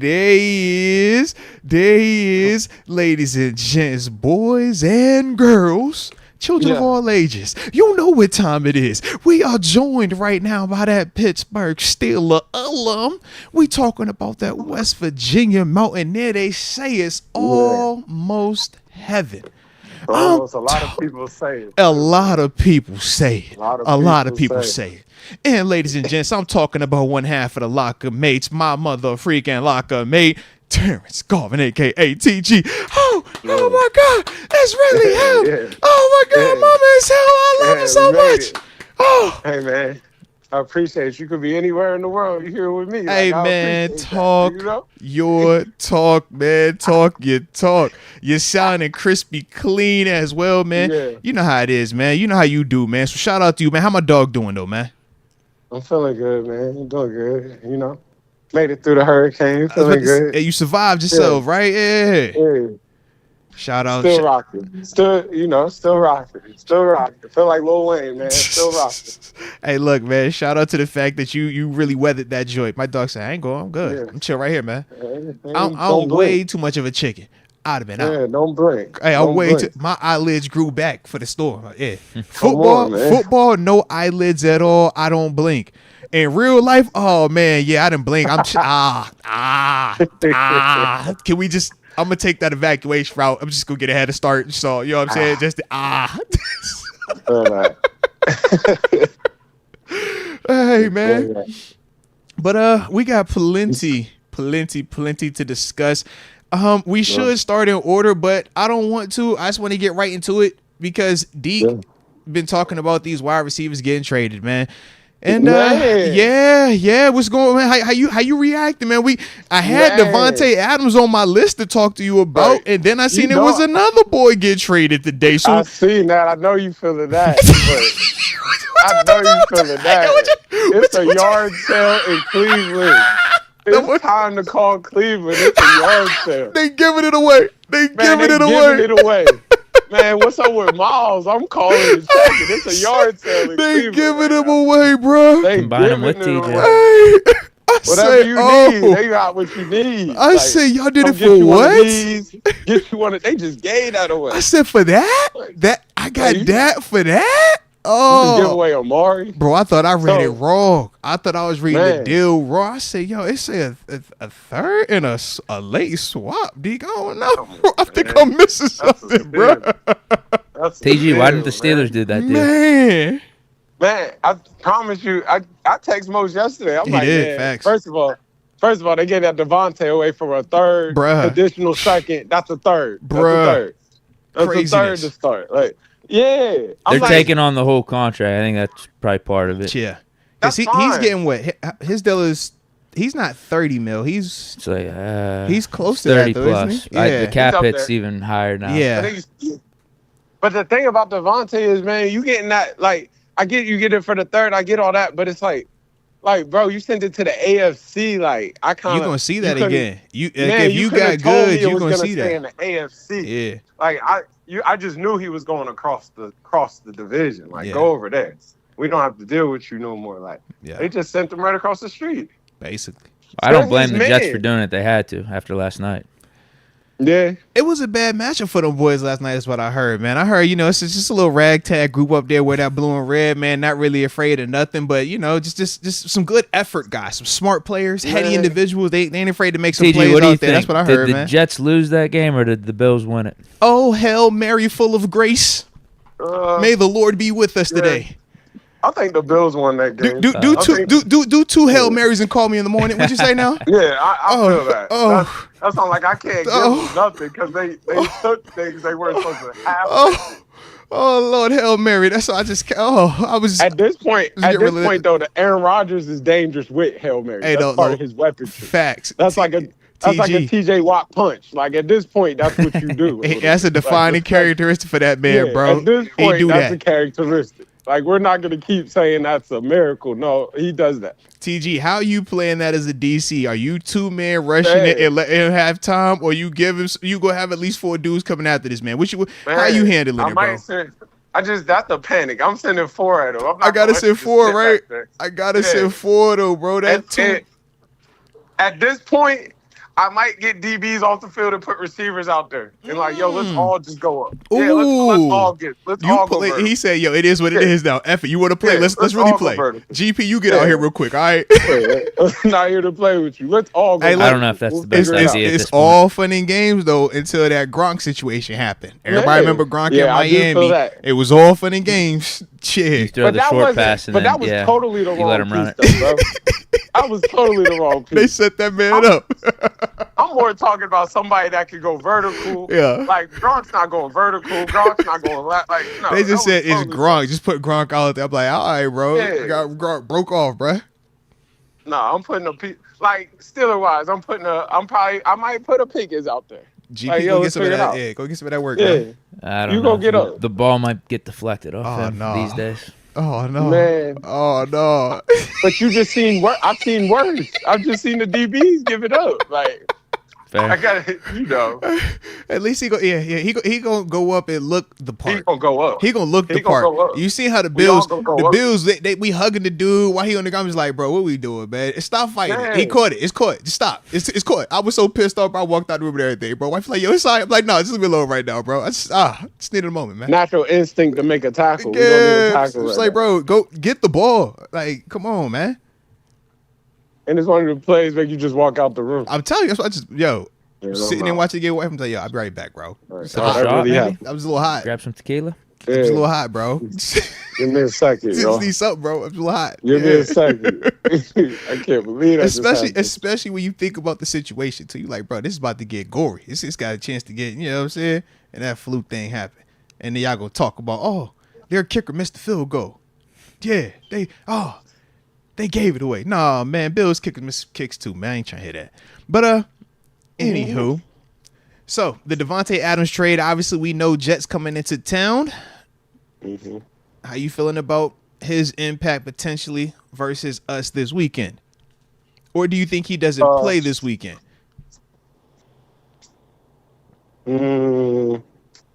I think he plays this. I don't know. Is he all the way back together? I'm sure because they had been saying it was a hamstring, but not everybody knows the full validity of the hamstring. And obviously the hamstring popped up, and then it was the trade rumors, and here we are. I think we find out tomorrow. Okay. Like, he practices tomorrow. He goes about everything. So he already on that flight you told me. He was. He's already there, this right? morning. He was just behind. Oh, y'all playing? No, I'm being serious. Y'all playing? He popped up on ASAP. the McAfee show. Yeah, they're together. Yeah, as soon as I saw the trade news this morning, they said he's already on a flight out there. Back. Oh yeah, he playing this weekend there, bro. I did not know that. Yeah. I did not. You were texting me. That hamstring's a legit Listen, bro. When you were texting me, I was running around, man, doing stuff with the dog, wifey and stuff, man. I had no clue that they were already seen together today. Yeah, they're together. Yeah, bro. He's for certain playing this weekend, bro. He's gonna play. Well, I told you he's better than Mike Williams and Lazard or anyone else out there, even coming in cold. I would agree. Lazard actually had a decent game. Now night. those Bills DBs. Lazard's not a bad receiver. Lazard's about to turn into. He's like a wide receiver. Listen, TG. Sometimes a Christian Benford can make your receiver look like that. It happens. I get it. Sometimes a Taylor Rapp and a DeMar Hamlin will show you that, hey, not everybody can survive a contested catch. Not everybody can survive the contact that was perfectly placed, not in the head or neck area. Not everybody can hold on to that ball. We seen dudes give it up. He gave it up, bro. So with that, he got hit. He gave it up. Touched. You feel me? They said, yo, these are the new rules. These are how you play under those new rules. And those guys didn't want to continue to be productive with the new rules. It is what it is. Man. It is what it is. Yeah, I mean, I think the Jets they're good players though. I'm real complimentary of those receivers though, man. They're good. I think the Jets are gonna turn up in that division. Don't you start that? It's not over Don't you start that? Don't you start that? Yeah, I think the Jets are gonna go win that division. How they gonna do that when they gonna lose their third game in a row this weekend? They gonna lose 3 games in a row after firing the coach and everything, bro. I don't want to hear none of that, bro. I'm not. They about to drop 3 games in a row. They about to go into full on panic mode, bro. They're definitely not going to do that. They're about to go into full-on panic mode. Everything that was just in a problem just got calmed down. Like, relax. We're all calmed down. We're all calmed down. Like, they are losing this week, though. Hey, they about to lose their 3rd game in a row this week. Respect. And Rodgers going to throw a pick or 2 this week. I'm just throwing it out there, bro. You know what time it is, man. We got him walking wounded. The walking wounded is, hey, get him while you can. Get him now. You got to go get him while you go get him now. Get him now, bro. I'm just saying. They not about to win that division, though. Chill out. Don't you do that. I'm just saying. That's you a saying Hall it's of a Fame good time connection. to bet them to win the division, get some good odds? That's just kind of crazy talking like that. It's a good time to go bet them odds. I mean, I think it's just crazy. I think it's just crazy. That's all. The Jet stock is rising. Hey, TG. I never took you as a hater. That sounds like a hater over there, bro. That's some hating stuff to say right there. But I never took you for a hater, bro. Well, TG, Hassan Reddick might be coming back too, right? He got Drew Rosenhaus. Hey, TG, you heard what he said? Well, you know they're gonna add Hassan Reddick back, right? He got Drew Rosenhaus.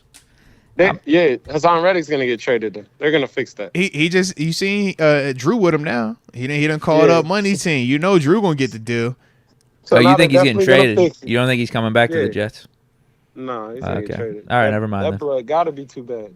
Hey, bro, did you read what they said? Like $8-9 million. Did you see the deal that they say he declined that would have paid off down those fines and gave him the money? Yeah.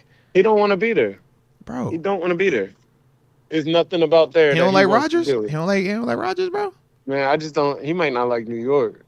I'm saying he a Philly dude though. He's super Philly dude. Yeah, never mind. Yeah, he Philly. He might not like New York. Yeah, that's what I'm saying. He a Philly dude, so I could get it. You know what I'm saying? Maybe just that ain't his scene down there. It's different. Yeah. Shout out. I just had never seen that like this before though, bro. I've never seen nobody act like that. What? I mean, it sounded like he just didn't like it. It got to be deeper than rap. It sounded like he just didn't like it. They should try to get him to Detroit. Detroit should try to go get that. You know what I mean? Detroit would be. Oh, they've been talking about Max Crosby to Detroit.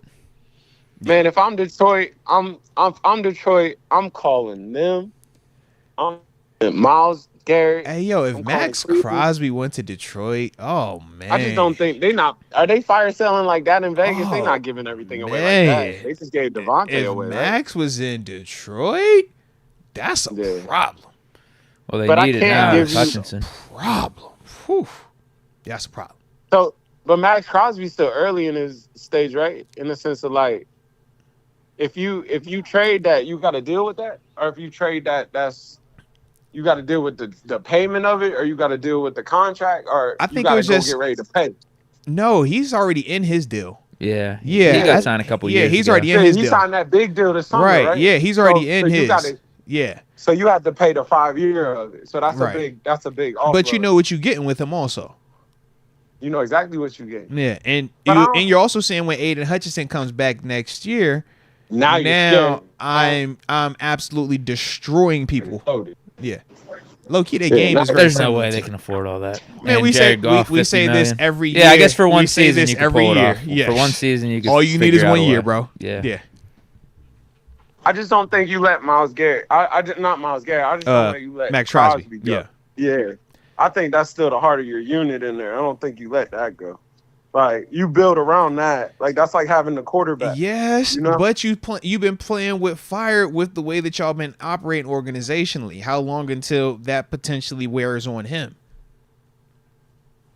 Yeah, I hear you. I feel you. Because right now, this is another season where he's at week 6 and they have already officially told him, hey, bro, we're going to suck this year. You know, right now, from the rest of the season on, we're going to suck this year. They kind of said that at the beginning of the season. But you catch what I'm saying, though. And O'Connell being their 2 quarterbacks. So it's like, how long do you want to just, hey, man, you gonna be Kevin Love with the T-Wolves forever? Or you going to go ahead and cop on them Cavs, man, see what's up? I feel that. Yeah, bro.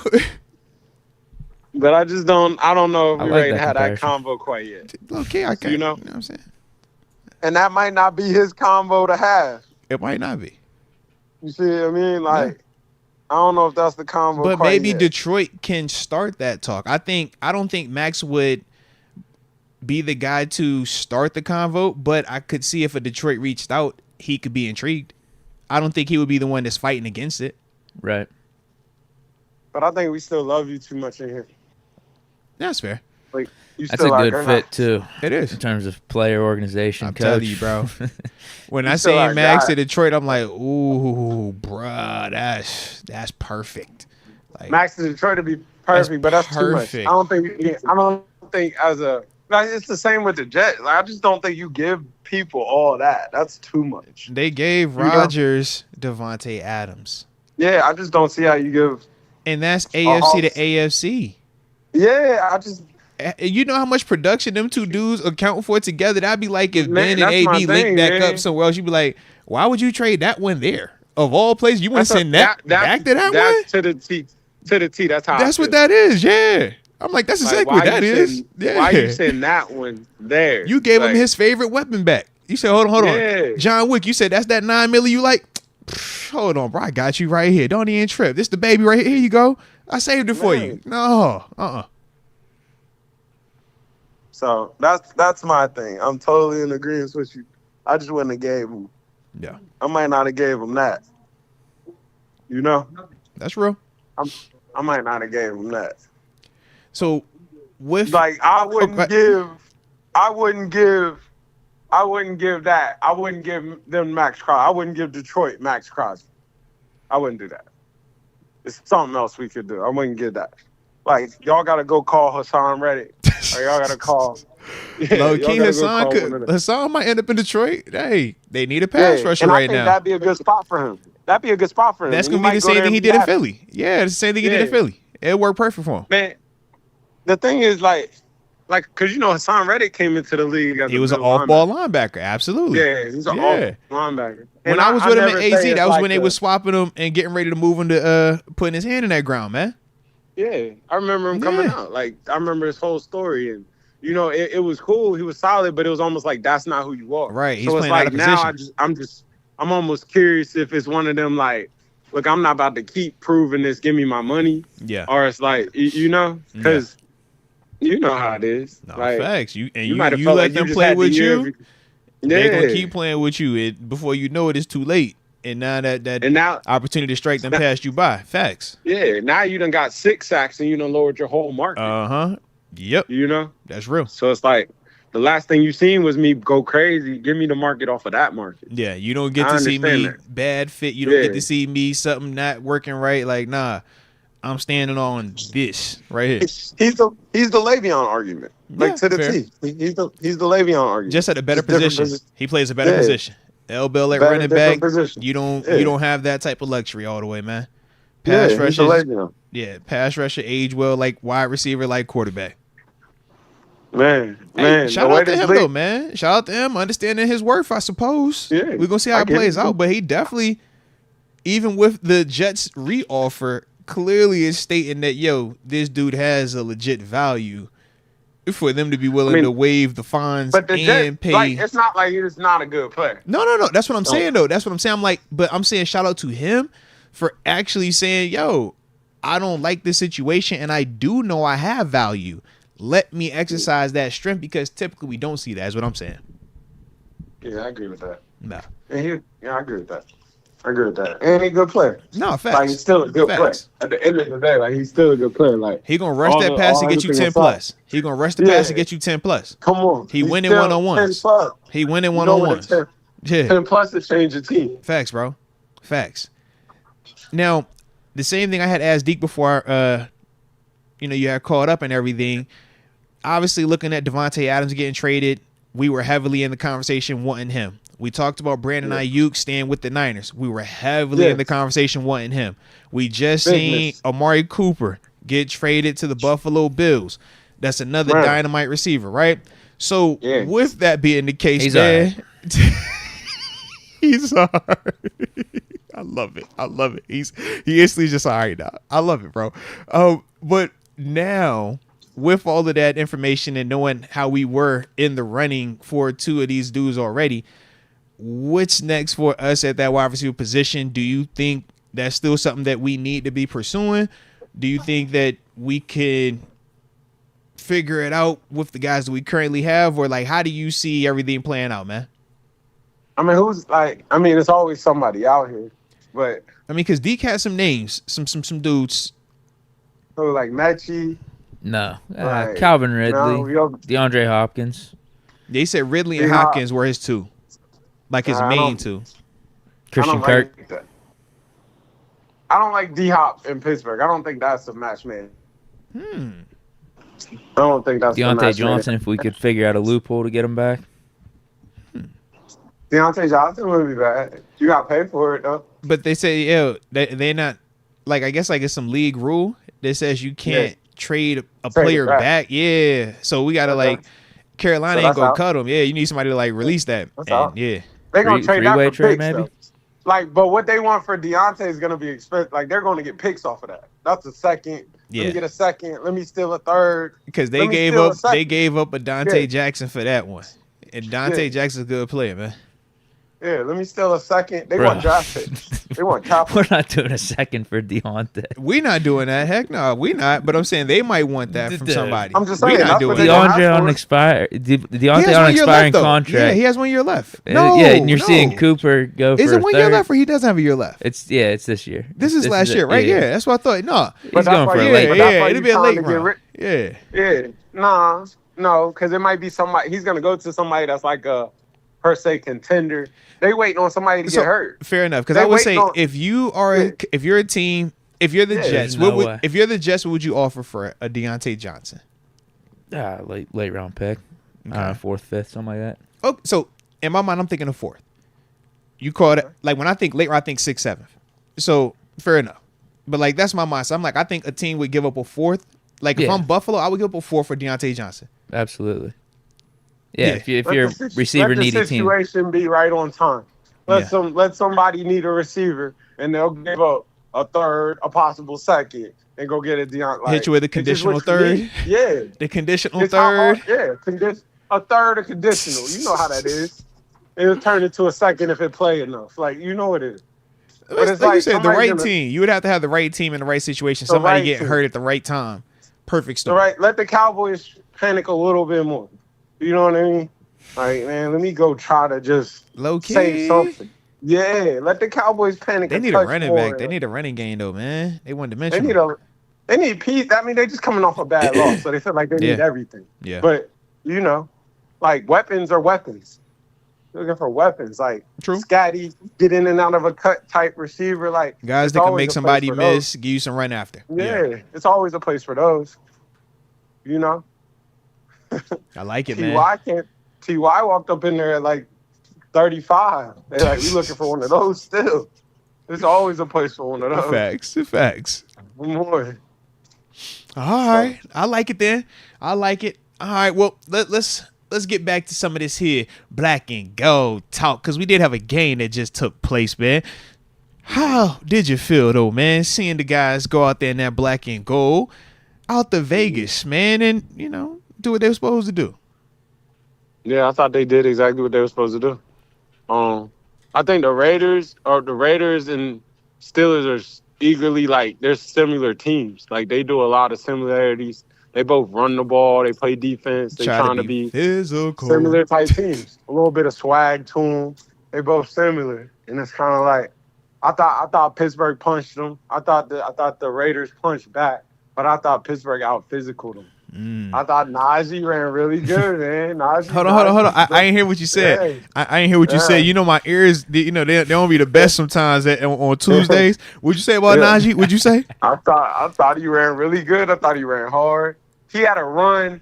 It was like in the second quarter. And he broke out 3-4 tackles. But I think that was, I remember saying, I was going to text you. I was like, hey, this could rock. Like, he looked like a guy you would pay 10, 11, 12 million. He looked like a guy you would pay. Like, he looked like a Saquon Barkley kind of. No, I didn't say that.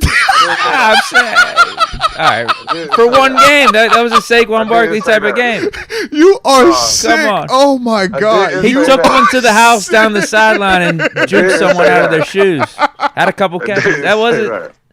For one game, I'm just saying. For one game, that was. You ran really hard. I did not say that. No, I did not. I never. Say that. Come on, you gotta agree with that. For one game. Oh my gosh, bro. Bro, I thought he ran hard. He found his holes. I thought he made a hole when it was necessary. Yeah. Like he ran hard, and I think him running hard set up his later runs. He made the corner miss in the hole, stepped around that. He made a man touch that grass, bro.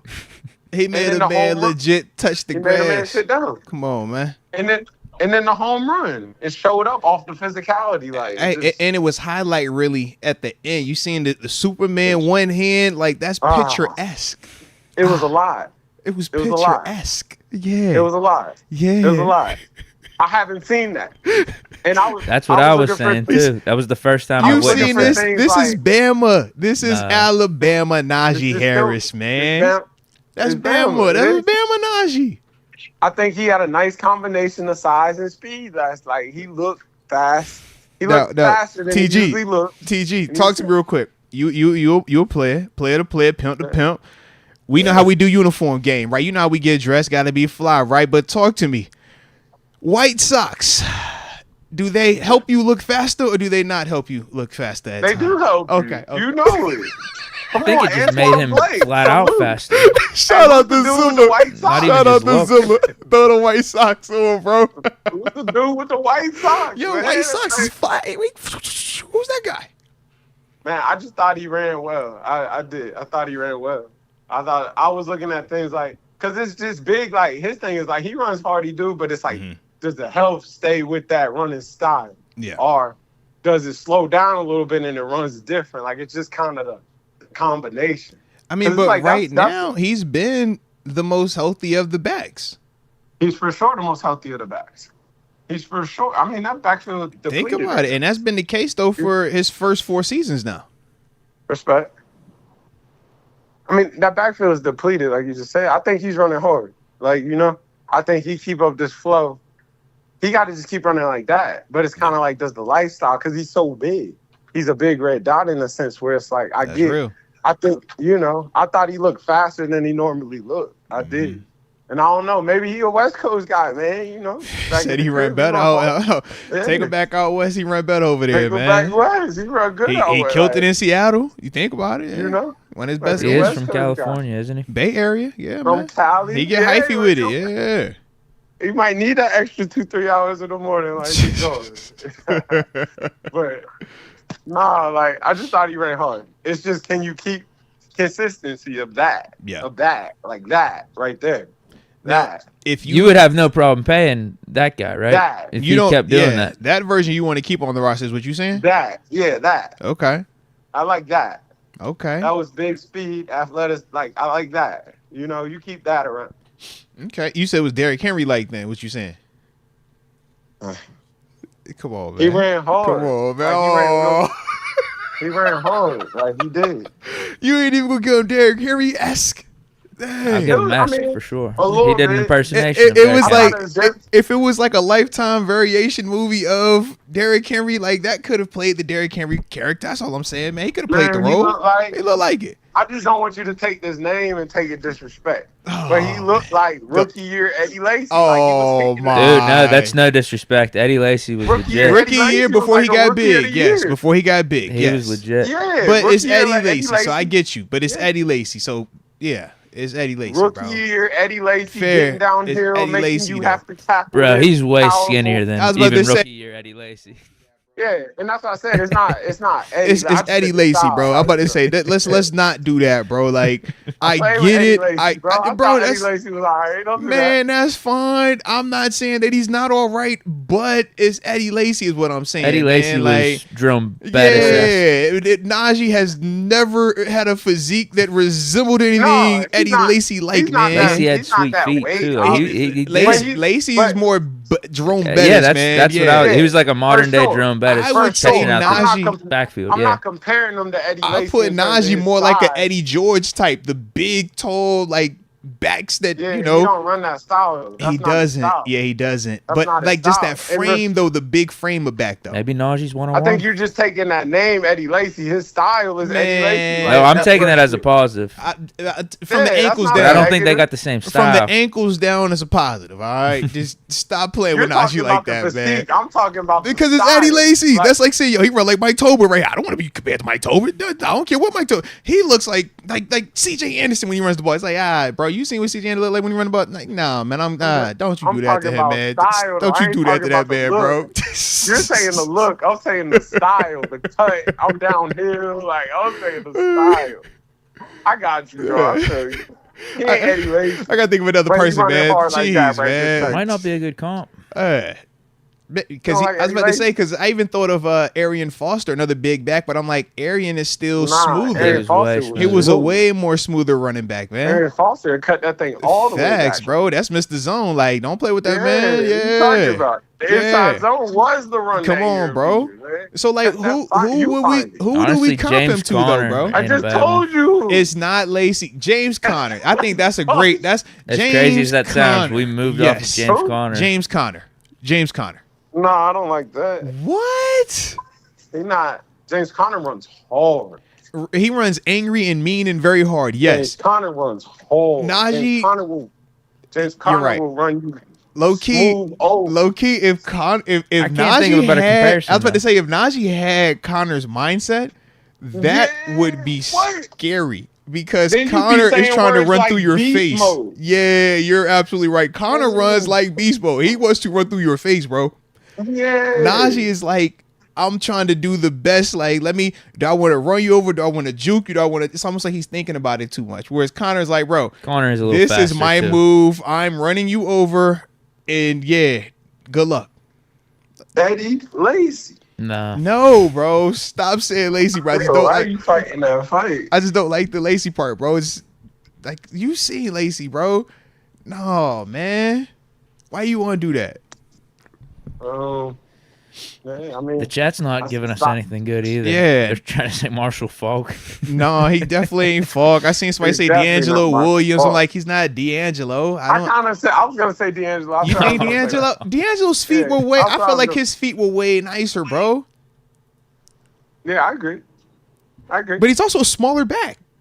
Yeah, I was gonna say maybe D'Angelo's like a slasher to me. Yeah. I can don't want to see say the like edge, Garrett Blunt.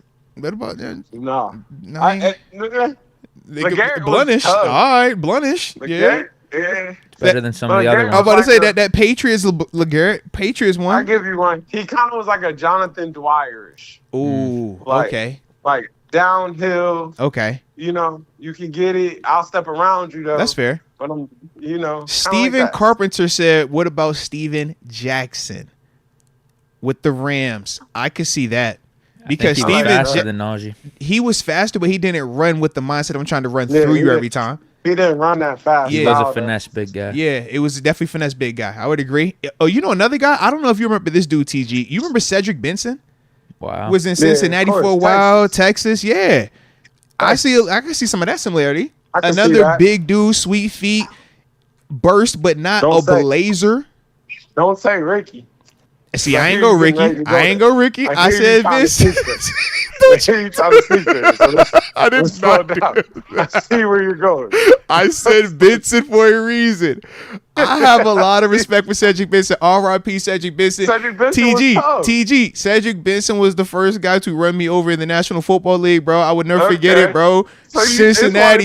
Yeah, I know what that was. I was like, ew, is that on my tape now? Like forever? Gross. Yeah. Cedric Benson, bro. So that's why I thought, I'm like, yo, Benson was a problem. I can see some of that. Yeah. Definitely see some of that. I'll take that. Yeah. I'll take that. They said Corey Dillon, DeMarco Murray. How you feel about them? Nah. I don't see that. Corey Dillon. Dylan has size. Corey Dillon was a little smooth. Vision. Yeah, he's smooth. I feel like, see, he puts me in mind like the Eddie George type, like another big, sweet feet. Yeah. Mm-hmm.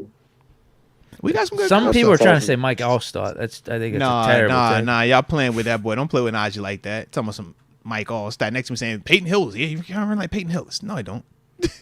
Oh, they said Brandon Jacobs. I don't feel like that. Nah. Not at all. Jacobs I was going to just exactly a big say body. not Brandon Yeah, Jacobs. he's just a big body. What are you talking? Brandon Jacobs will run you over. But he's a bigger body is also what I'm saying. Like he reminds me of like Derrick Henry without the Derrick Henry full package. It's like, yo, this is a big dude to deal with over and over and over. You know what's crazy though? In hindsight, I might could see Brandon Jacobs a little bit.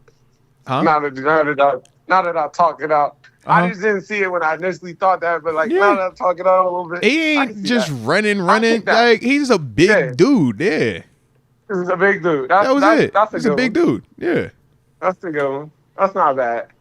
Respect. That's not bad. Respect. That's not. I think Brandon Jacobs is a little bit more physical. But he was 260 something running out that thing. 6'4", 260. He was an outside linebacker running that rock, man. Yeah. Man. Which is kind of crazy. Now I'm seeing Todd Gurley. How you feel about? I think Gurley was he's more explosive. I felt like. Todd Gurley, Gurley. He got a whole gear. Down. Yeah, he gonna spray on you. He out. Honestly, he might be a combo of Le'Veon Bell and James Conner, like a light version of that. Nah. It's when you said L Bell. It's because you said L Bell. Nah.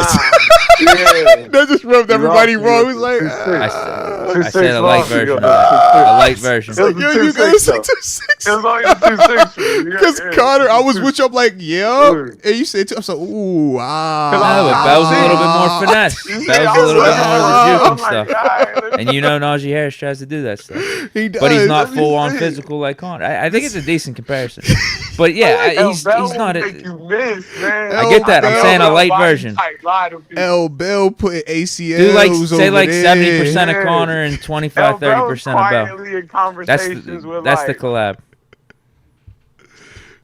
L Bell's quietly in conversations of like, and it sounds crazy, but like LT-ish, make you miss. Like their ability to just consistently win that one-on-one in space. I'm not saying full on elbow. Can we just think of another name? Let's think of just a different name. Just pick a different name. What about L Bell make you? You know what? What?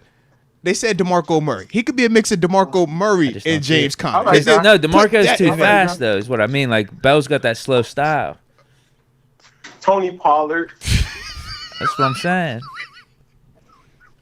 I mean, say your Bell got that slow style, you know. Yeah. Najee's got that slow style too.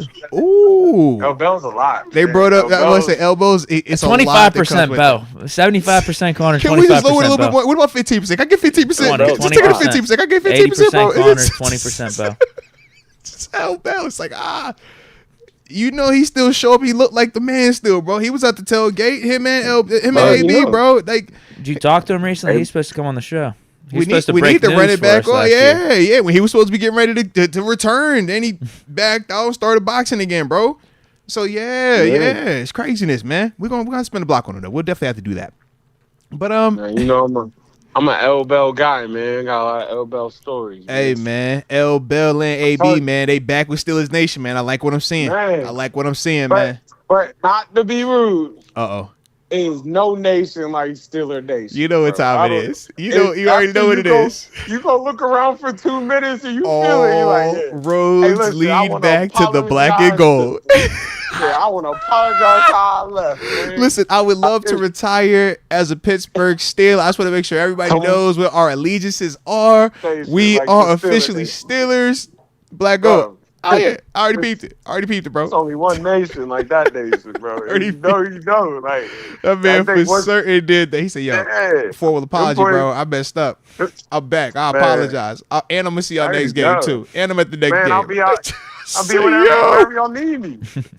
Bro said, "I'm at the next one too." I said, "Oh, he back. Okay." They could turn into a good Samaritan while you playing. Like what you see. Hey, listen. We've already seen it happen before, and that receiver is back everywhere. All right, if you know, you know. Yeah, all right. So trust me. I'm like the blueprint. Okay, yeah. The blueprint. Listen, you want to go to the hospital? You want to go to the wherever you want to do it? We gonna be flag footballing together. Like the blueprint is out.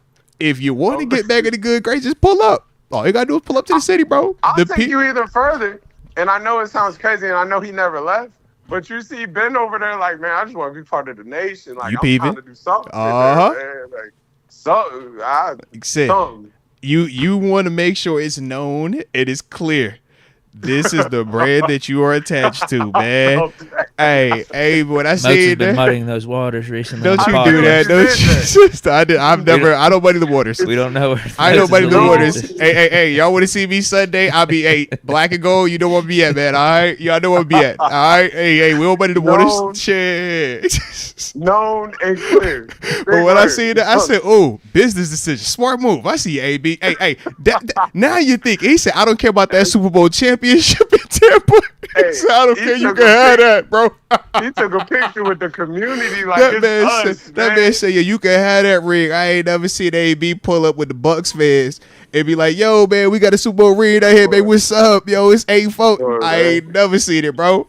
My man say, "Yo, I'm in my man in the parking lot." He said, "Yo, this ain't even team official. I ain't even got security. I'm just out here." I said, "Oh." I said, he's back. I missed y'all. The man is back. I'm sorry. I love it. I apologize. I absolutely love it. I apologize. Come on, man. Steelers Nation is better when AB's a part of the family. Y'all know this, man. Come on, everybody know this, man. When AB's a part of the family, Steelers Nation feels better. Because then we could talk about how great he was and how dominant he was. And then we could be like, yeah, our receivers, even as a 6th round, is better than all y'all receivers. Versus what we be having to be like, hey, yo, we ain't going to talk about him too much right now. You know, he in hot water right now. You know what I mean? Right now, he's getting the credit back good. You know the rules. If you do anything bad, just lay low for a couple months. Wait till somebody else do something bad, and then, do something cool in the community. Do something cool like this, man. Heck yeah. He's being out in the community, being with the people, man. That's how you do it. One appearance at a time, one handshake at a time, one picture at a time. And just keep the credit good, AB. Keep the credit good, bro. The people want to love you. That's the thing, though.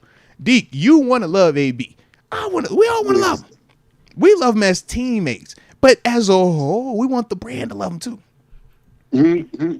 But he be wilding sometimes. So one day at a time with AB. One day at a time. But a good start. One day at a time. It's a good start, so. Good start. Okay. But we also have some other stuff that we got to talk about, man. GP, how you feeling about his performance and where we are with him right now, man? A little bit of a quiet week compared to the noisiness prior. Yeah, which is quiet. Quiet's not bad. Yeah. There's nothing wrong with quiet, you know. Just, you know, I think he's in one of them trying to just find his moment, find his spell, find that big play, that big catch, you know. But I think he seems more. What about the routine ones? About the what? The routine ones. Yeah, I mean, I think he's just trying to make. Yeah, I think he's just trying to just eat, man. He's just trying to make that big play. Because there was a couple of plays, like contested ones that we've seen him come down with before that he just wasn't able to come down with. And I get the routine ones. The routine ones just come from, like, pressing too hard, you know?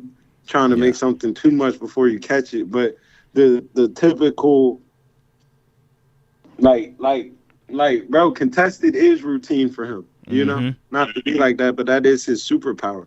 So it's like, because we was like, man, at a point, like, you give him contested catches, and it's like, you got to try it, you know? So it's kind of like, I think he's just trying to find that moment, you know? I think he's just trying to find that big play, that big moment. And I think it's going to show up, though. He seems more team-esque. Yeah. He seems like that fixed him a little bit, you know? It seemed like the energy was up a little bit. I remember it was a big third down. He was walking off the field. They ended up throwing him back in there. You kind of just feel like all right, big moment. Like, you know? Mm-hmm. Yeah, you know, I think he's all right. You'll see it. It'll show up. He's all right. He's still a big play. He's still the big play. He ain't no trade. You ain't about to trade. It ain't none of that. He's still the big play. You know? Respect. He's still the guy. He's the guy. It ain't nothing to panic. It's like, relax. You know? Now, with that being the case, though, we got to see who's going to deliver him the football. So before we get to who we think is going to deliver him the football, how'd you feel about Justin Fields against the Raiders? I thought Justin Fields did really good. You know? I thought he didn't turn the ball over. He protected the football. He kept the ball moving. He used his legs when he needed to use his legs. It showed up at big times. Mm-hmm. You know? You know? Like I think he's cool. I think he played good. Did he close the door? Did he close the door? Not at all. Okay. Not at all. What else you need to see? I'll be honest with you. Like, it was almost scary because they was up a little heavy in the fourth. I'm like, oh, they're gonna put Russ in. It's gonna get weird. Like, they're gonna bring Russ in. It's gonna get weird. Let her get some live reps. Hey. Yeah, it was about to get weird. I think just the fact that Russ was out there, helmet, ready to go, it's already weird. Yeah. You know? I would agree. I think that changes a lot, man, when you have a guy that is actually available. When he's the emergency number 3 dude, you don't feel that pressure all the way. But when he's literally right there on the sideline, it's like, oh, yeah, they could do this at any second. Yeah, you feel that a little bit. He rocking this week, though. This is his week, no? That's what they said. You talking about Rush, right? Yeah. Well, they said that all things are essentially pointing that way. Russ is going to get an opportunity to have first-team reps in practice. He's going to be considered for an opportunity to start as long as he's, you know, still being able to practice full reps and stuff like that. Talked heavily about his veteran experience as to why he could have so much comfort in him, even though he hasn't technically played any regular season games with Pittsburgh this year. But it was pretty much, you know, that type of convo going on with him. So he didn't flat out say Russ is starting this week. But Deke, how you feel about it? We both said, yeah. I think Tom was going to go with Russ. Yeah. That's my prediction. Even though he didn't Russ name anything or make the decision today, and he was definitely playing both sides. Yeah. With Fields and Russ projected to get 1 reps this week. He's like, I'm not making the decision until before the game, like till we get closer to the game. But I think he's going to go with Russ. That's my bet. You're not dealing with that all week, but you gotta it's time. Yeah. Like, you gotta see what it is. I think he's being smart for the Jets game though, in terms of like gamesmanship and having them try to get ready for both, maybe. TJ, they said he was cooking the defense in practice, the starters. Man, he's a starter. He's a guy. I just need to know that. What it is. Yeah, they say he was cooking them boys in practice last week. Now, like, I'm not here to question nothing about his skill set or anything he do or can do or his ability to do. Like, he's a guy. I just need. It's like, where we at? Are you healthy or not? You know? Yeah. Yeah, you good enough to do it? Let's do it. Let's see what it is. Let's make sure. Let's check. Like, let's check everything. Let's check. Nah, respect. You know? That's just where we at. Let's check on it. Now, how do you think Fields takes this if this is the move that we all are kind of thinking that is going to happen on Sunday? I think he takes it okay. I think he's a team player. I think it's kind of like, not to be, but it's understood, you know? I don't think it's no drama in a sense. Like, he understands, too. I think he knows, like, something going to happen. He know he's going to come out of there in a second, you know? When that second comes or whatever. But I think it's known, like, yeah, we're going to go ahead and something's going to happen. Yeah. You know? Like, at some point, you got to see Russ. Like, you got to see him a little bit. You got to know just what is that. That was what the option. That was the decision. So at some point, you just got to see it. You know? Go from there. Yeah. Well, we're going to get that chance, man. We're going to get that chance on Sunday then, man. All right, I got to selfishly ask you, because some of the people be asking me all the time, and I want to ask you because you play linebacker. How you feel about the linebackers, man? Queen, Roberts, Wilson. I thought Patrick Queen played really well. There I it thought is. he was getting Okay. sideline to sideline. Okay. I liked him a lot. Okay. Yeah. I think Wilson's playing cool, still finding his flow, but he's covering well. You know, if you watch him, he's covering well. Sometimes quiet is cool. Yeah. You know, sometimes quiet is doing your job. Sometimes quiet is because he's in there more.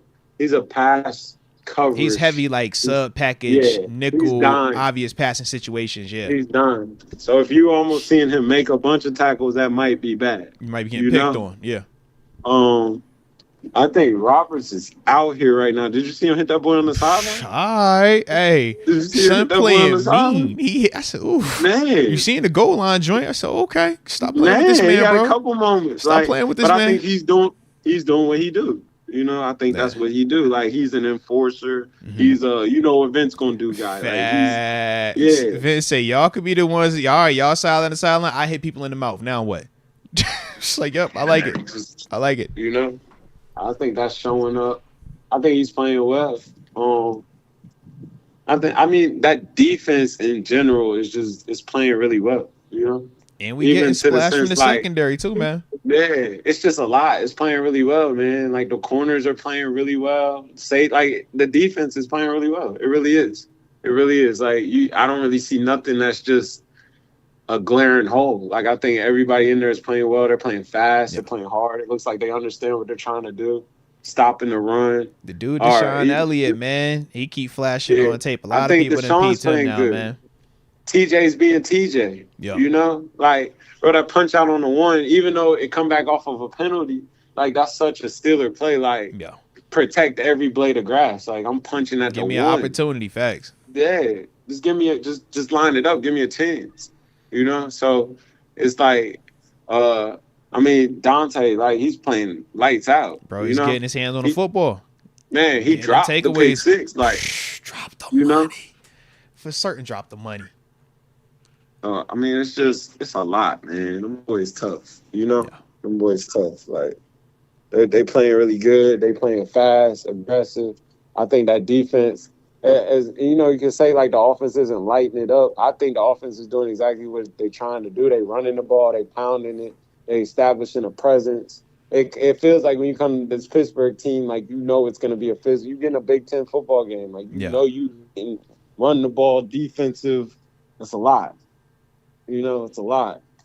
It's a lot. Yeah. So I think they're playing good. I think they're playing like an AFC North team. Now, respect on that, man. Everything on that. Yeah, I think they're playing like an AFC North team. Respect. I'm glad you said Big Ten. I don't know why it made me think of. Did you see that ranked ACC team play in Pittsburgh this weekend? I didn't know if you caught that game, bro. Did you see that game? All I watched was Oh, you don't you do that now? You start breaking up when we start talking about that ACC team that was ranked this weekend. Florida. Don't you do that? What happened now? Florida. Like I just watched things like that. Oh, no, I ain't know if because it was a high level game. It was a ranked team in Pittsburgh hosting the game this weekend. I ain't know if you had seen it, man. I didn't watch none of the gimmicks.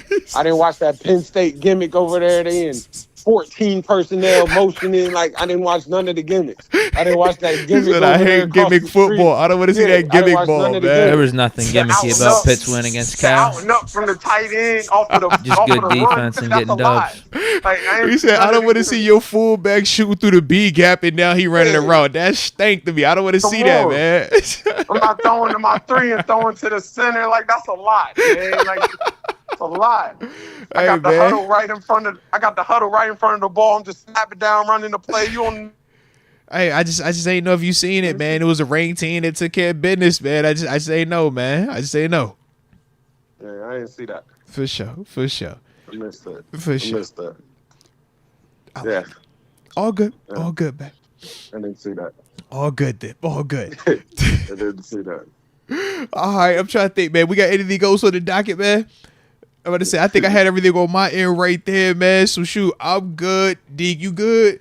I think I'm good. Yeah. TG, you got any left on the back end, man? Outside of Amari Cooper being a really, really, really, really good receiver, I think he's gonna like his time in Buffalo a lot more than his time in Cleveland. Just going out on a limb there. Just going on a limb. Just going out on a limb. He's actually not going to. You know how that goes. Just going on a limb. You just going out on a limb, bro. Buffalo quietly has turned to the place for receivers to go die. Like, go in here. That's crazy because Stephon Diggs actually had like the reverse. He went there and he became even aliver. It was like you loud, but now you're even louder. They tried to kill it off. They tried to kill it off. He had to get out of there. He dropped the game winner. What are we talking about? You dropped the game winner. You catch that game winner versus Kansas City. We ain't even talking about this. Don't do that now. Don't give us that revisionist history. Who had a cool. How you gonna say it like that? It hit him in his chest. Man, he had a miracle before. It doesn't matter. We're never gonna speak on that like that. Hit him in the chest. Oh, the man. biggest moment versus what have you done for me lately? Yes. Man. Most definitely. What have you done for me lately? If Keon Coleman dropped his first target, it's not coming back to him. Hey, you see who's in the building now? The game ain't even been over in 24 hours. You see who's in the building now. I don't know why you play it. All right. If you drop I don't know why you play it. in there, I don't know why you play it. I don't know why you play it. The standard is the standard.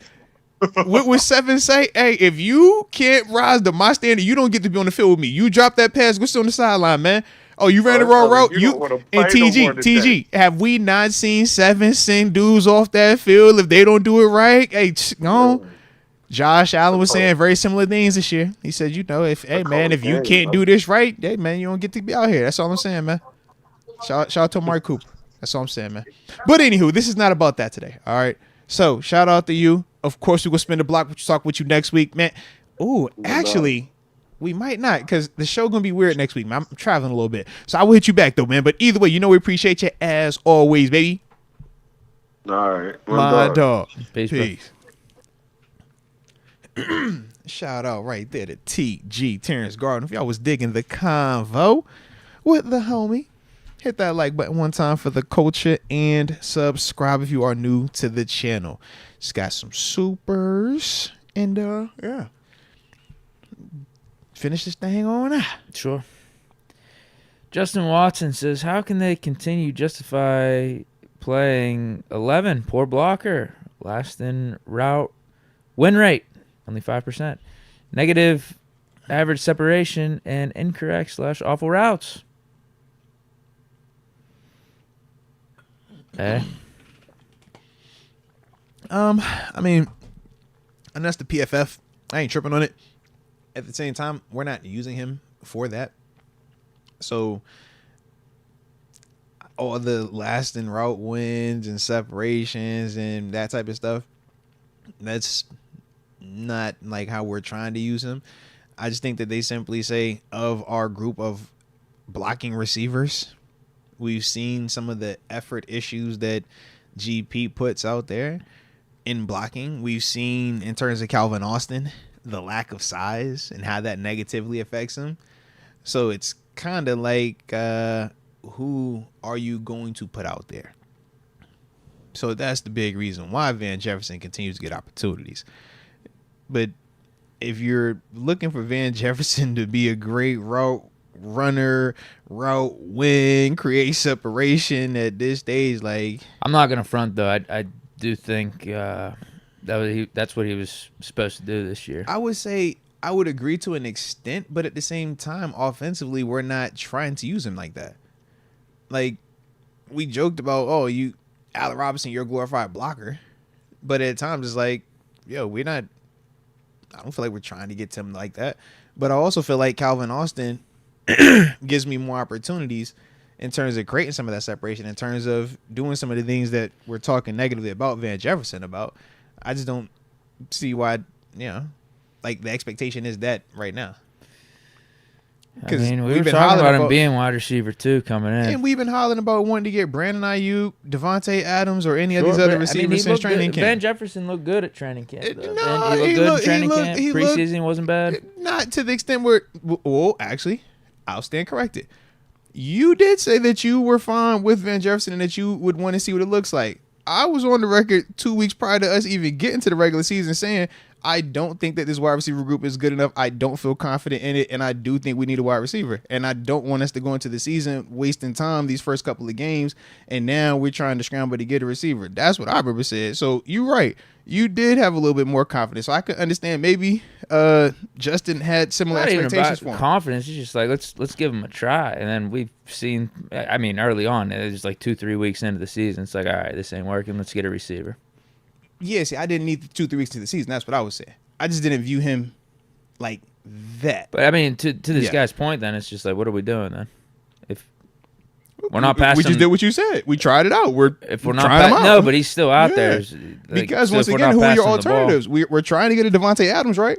Yeah, we need to do that. Something. That just ended. Get Roman Wilson out there more. Figured out. Yeah, Calvin Austin, get him more Roman targets. wasn't healthy, and then he finally got opportunity this past game. So it's still. The opportunities are coming along, but I just didn't know that was an expectation with Van from everybody. Yeah. Please give us something. I mean, dude was an 800-yard receiver with the Rams back in the day. That's cool. Like, I like it. And I ain't saying that he sucks, but I'm just saying, like, I thought he'd be better than what he is. Yeah, no, I think offensively we can say our receivers, we all have thought that all of the dudes could be giving us more production out of that room right now. I don't think it's just Van. I mean, we've been talking about GP as well. We thought that all of them dudes would have been showing us clear production and more consistency there. Yeah. But I don't think it's just exclusive to Van. Brillo 92 Moats, I ran across your Bills channel. Felt like I saw my boy cheating on his lady. Don't do that, man. I tune into this. Don't you do that. Thought it was the Bills pod for a second. Barilla, all I'm going to say is X Concepts was in my DMs. All right, I'm faithful and not with my Bills and my Steelers. All right, but I ain't want X Concepts to be the only one over there, so that's the only reason why you sent me over there and came back over here with the same hoodie, all right? It's because X Concepts, I ain't want X to be lonely. X was showing love, so I'm like, yo, X, man, you know I got you. He was like, yo, put that Bills link back on, man. I was like, all right, you know how I go, bro. So I blame X Concepts, bro. Shout out to X Concepts, man. Michael Starks. Well, Devontae being on the Jets fix all of their problems and put them back on top. And does this mean the Steelers go after Mike Williams or wait until the offseason to get another receiver? Do you think it puts them back on top? Fixes all their problems? Of the AFC East or the AFC? Just, I mean, how you want to They were never on top of the AFC to begin with. They ain't been on top of the AFC East for the last 4 years. And that's true, too. I don't think they've been close to winning the division since, like, Mark Sanchez. Yeah. I don't know if TG's far off about the Jets making a run late in the season and competing for the AFC East. Yeah. With their newfound group. But I mean, they got some guys. They're very talented. Very, very talented. I know they ain't winning this week. There you have it then. Yeah, Devontae Adams helps them a ton. I think their offense looked better yesterday. Could you say it was because they fired Saleh and did the whole play calling switch? I don't know. They play better, I think, on offense. Defense, yeah, maybe they took a step back on defense in a way because they don't have Saleh anymore, and he's a really good defensive coach. Because, I mean, the Bills didn't really have any problems moving the ball. No. And you can see even they feel like they're limited at wide receiver. Hence the reason why they went and got Amari Cooper today. Yeah, their schedule gets easier towards the second half of the season, and I don't expect Rodgers to be going away easy. I don't even know who they even play the second half of the season this year. They showed their schedule a couple times on one of the sports shows I was watching. But it lightens up. For sure. I'm too saucy for you. Shout out to I'm too saucy. I would love to see Moats be this happy and excited when we get a good player. I'm waiting on it, man. I think when he says we, he's talking about the Steelers. I'm waiting on it, man. When we shooting 0 for 2 right now. And then the Bills just kind of, said, hold on, let me show you how we do it real quick. And, yeah, it went, give me that. So, once we do that, I will share some excitement. Amari was probably never a real option for us, though, given because of division, the AFC North. But I'm like, I will for certain be just as hype or even not more hype if we actually do that and get one of them type of dudes. I've been on that since training camp. I'm on it. And I like the dudes that we got here. I'm loyal to them dudes that are here, and I think that they should still be here. But I just think that group could be a lot better with a little bit added juice in there. Malvo does it. Amari getting paid $800K. Bills win. Moats. Huh? I don't know what's going on. I don't know where he pulled off that number. I was about to say, yeah, $800K. Definitely can't. No, I don't see that one. Unless Cleveland really taking on contract money, I don't see that. And why would they do that? Because at first I was thinking, oh man, if you account for how many games are left, but I'm like, nah, it's Amari Cooper. He's clearing 7 figures per. Yeah, he in that convo. Xavier TG, I think Julio Jones would be better for us. Jeez, oh man. Julio. Honestly, yeah, probably. Where is Julio at right now? He ain't been No playing. clue. Yeah, I was say last he was in Philly, right? Was that last year? I think. Shit, Calvin Ridley. Ridley. I don't think that comment's far off. Booman318. Julio at this stage. Call AB up there, man. Why not? Yeah, Give me sure. AB back, man. Yeah, in a similar vein, sure. Yeah. Low key, I would give him some time, man. If Russ starts, I think he can handle AB. Just, the same time frame, came in the same draft. When AB was floating around out there. Second year apart, yeah. The Seahawks were always in the mix. Low key, trying they to were. get him. It was the Seahawks. Right. It was whatever team Brady was on, and the Chiefs. You're absolutely those right. Were the teams that Russ was a part of that convo. Be mentioned about getting AB. Yeah. I don't know what the connection was, though. I think it's just Russ. Fair enough. But, yeah, you're right, though. He definitely had a connection with him. Booman318, to the road to the Super Bowl. We shouldn't leave no stone unturned. Let's see what Russ got. Fair enough, man. And it's nothing that says you can't go back. Groove Theory? I don't understand why we talking about Russ like he's this great pocket passer when Russ has never been that in his career. And Russ has ball security issues too. Way to kill Fields' confidence. I mean, if you look at that and say that's going to kill Justin Fields' confidence, sure. The rebuttal would be just look at Russell Wilson's body of work from a passing standpoint. And you tell me if he's not a great pocket passer or a great passer of the football in general, then the guys that don't have those numbers, what are we saying about them? Because just statistically and from my eyes, from a film perspective, I don't think your statement is all the way accurate as it pertains to Russ, because you're not putting up the type of numbers he puts up if you aren't a very, very high level passer of the football in the National Football League. Now, in terms of the sack fumbles, different convo. In terms of him being highly sacked, different convo. But in terms of him throwing the football, that part, nah, there is a gap from my eyes. And the track record backs it up as well. Richard Arbiza, how much faith do we have in our makeshift O-line to hold up for Russ and his style? Fields has missed throws, but guys are still dropping good passes. No, that's facts, man. I think we're going to find out. Everything up until this point surrounding Russ has been more of a what you've done in the past, and you're speculating what he might look like, but we're going to get the answers to that. That's the beauty of where we are right now. You going the same way we got information on Justin Fields. Can he do it back-to-back weeks? Can he do it on the road? Can he do it in prime time? What if we get down early? We got a lot of information over those 6 weeks. With Russ, we're going to find out similar information. What if the O-line can't protect from him? Can he read this? Can he read the coverages fast enough? Can he consistently get the ball out? How does the team respond to him? Is he mobile enough? Is he still going to be healthy after playing in a game? Can he come back the next week? All those questions get answered by him playing. So I look at it like that, man. We're going to find out.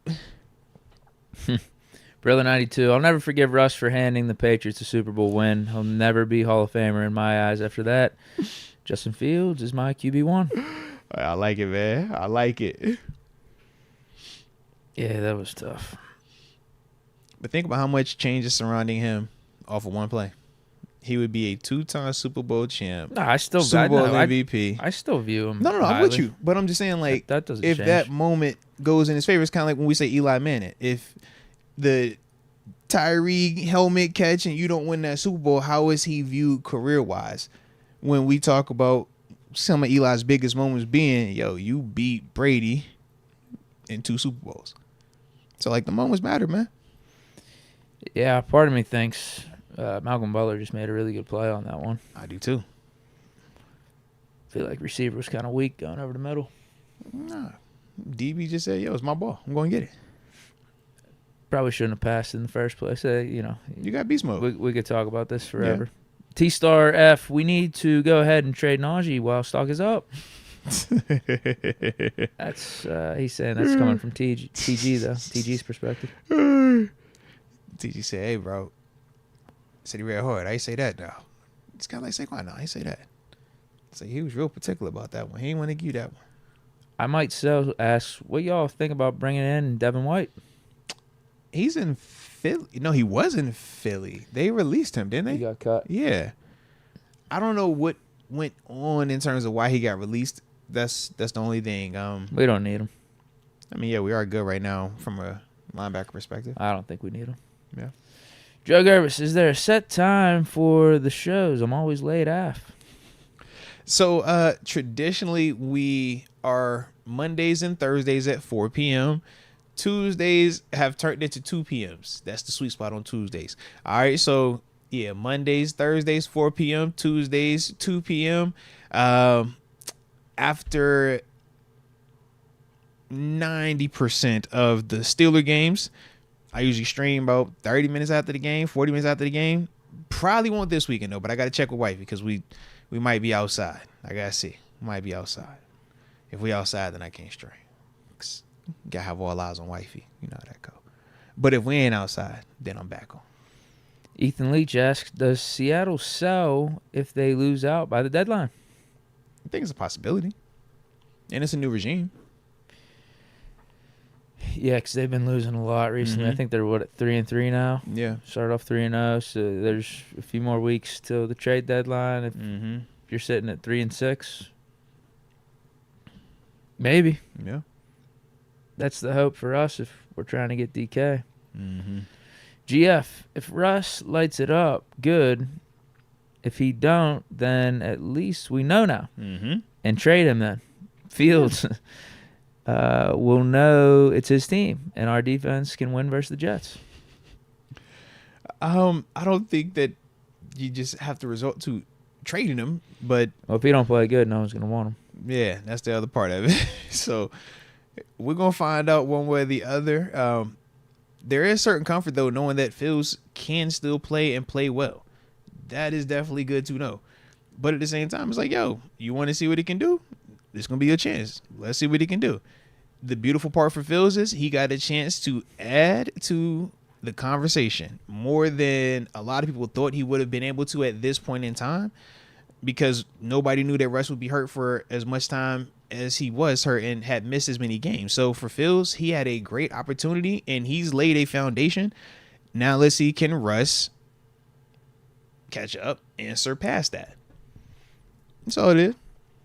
Abo does it. Just says Mike Alstott. We're talking about Najee. Some Mike All stats. Daily Dose says DK for a second and Van. Sure. They would do it for the second, maybe. I don't think they care about the receiver, maybe all the way.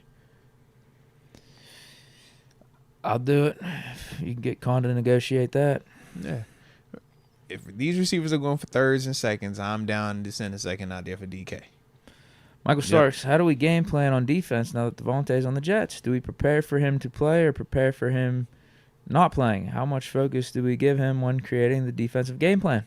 You prepare for him, but you also look at just full body of work. You're going to go back to look at him and Rodgers in Green Bay and know that they have a certain rapport. The back shoulder ball is the first thing that jumps off You know, when I think in my mind of those two guys, I also think of just Devontae's ability to do the digs and the deep crossing routes and how him and Rodgers always seem to have a certain level of synergy with that.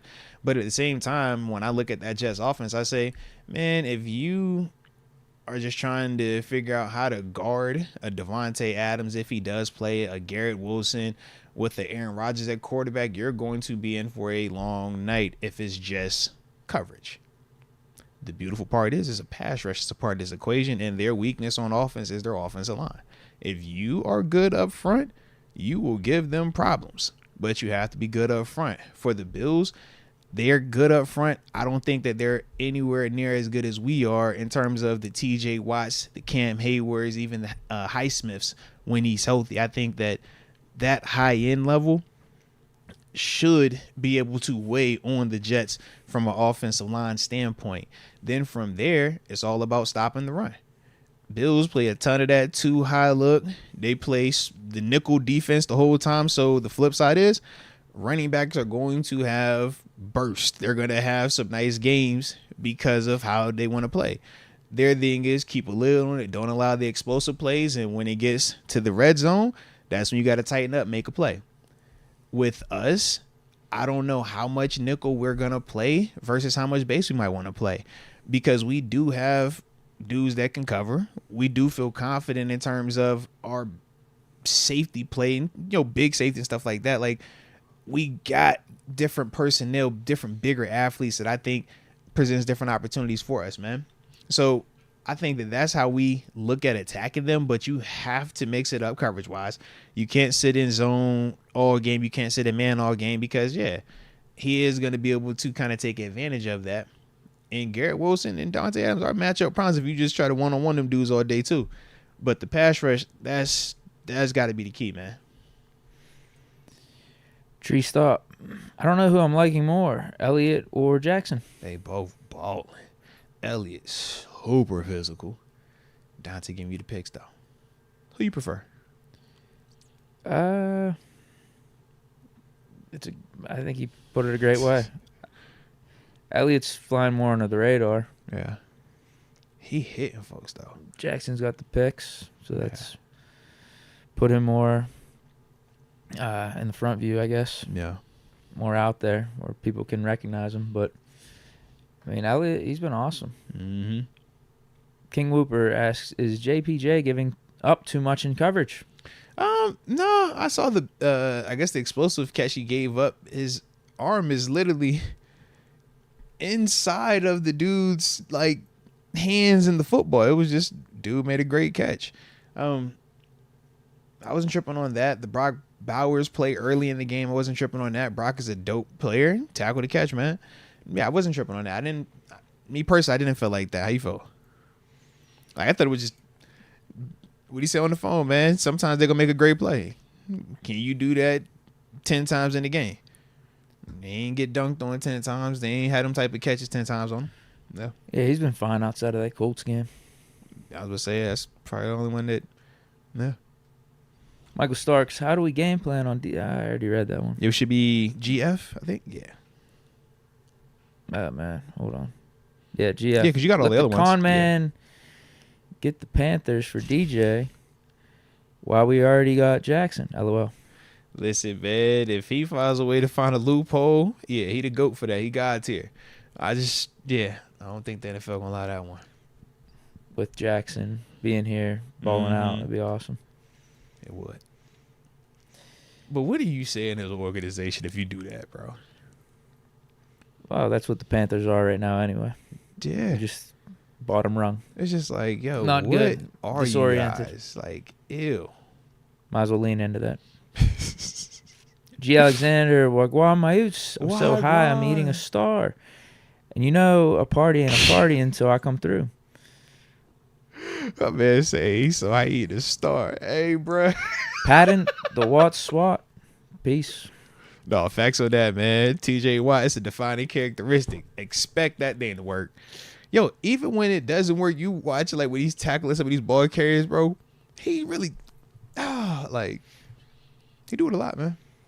Shout out to the home. Yeah, I wonder how they hold on to it. Seriously, man. I'll be honest. Like, You saw the Raiders did the running back. They got that one carry and fumbled. I think it was the first fumble.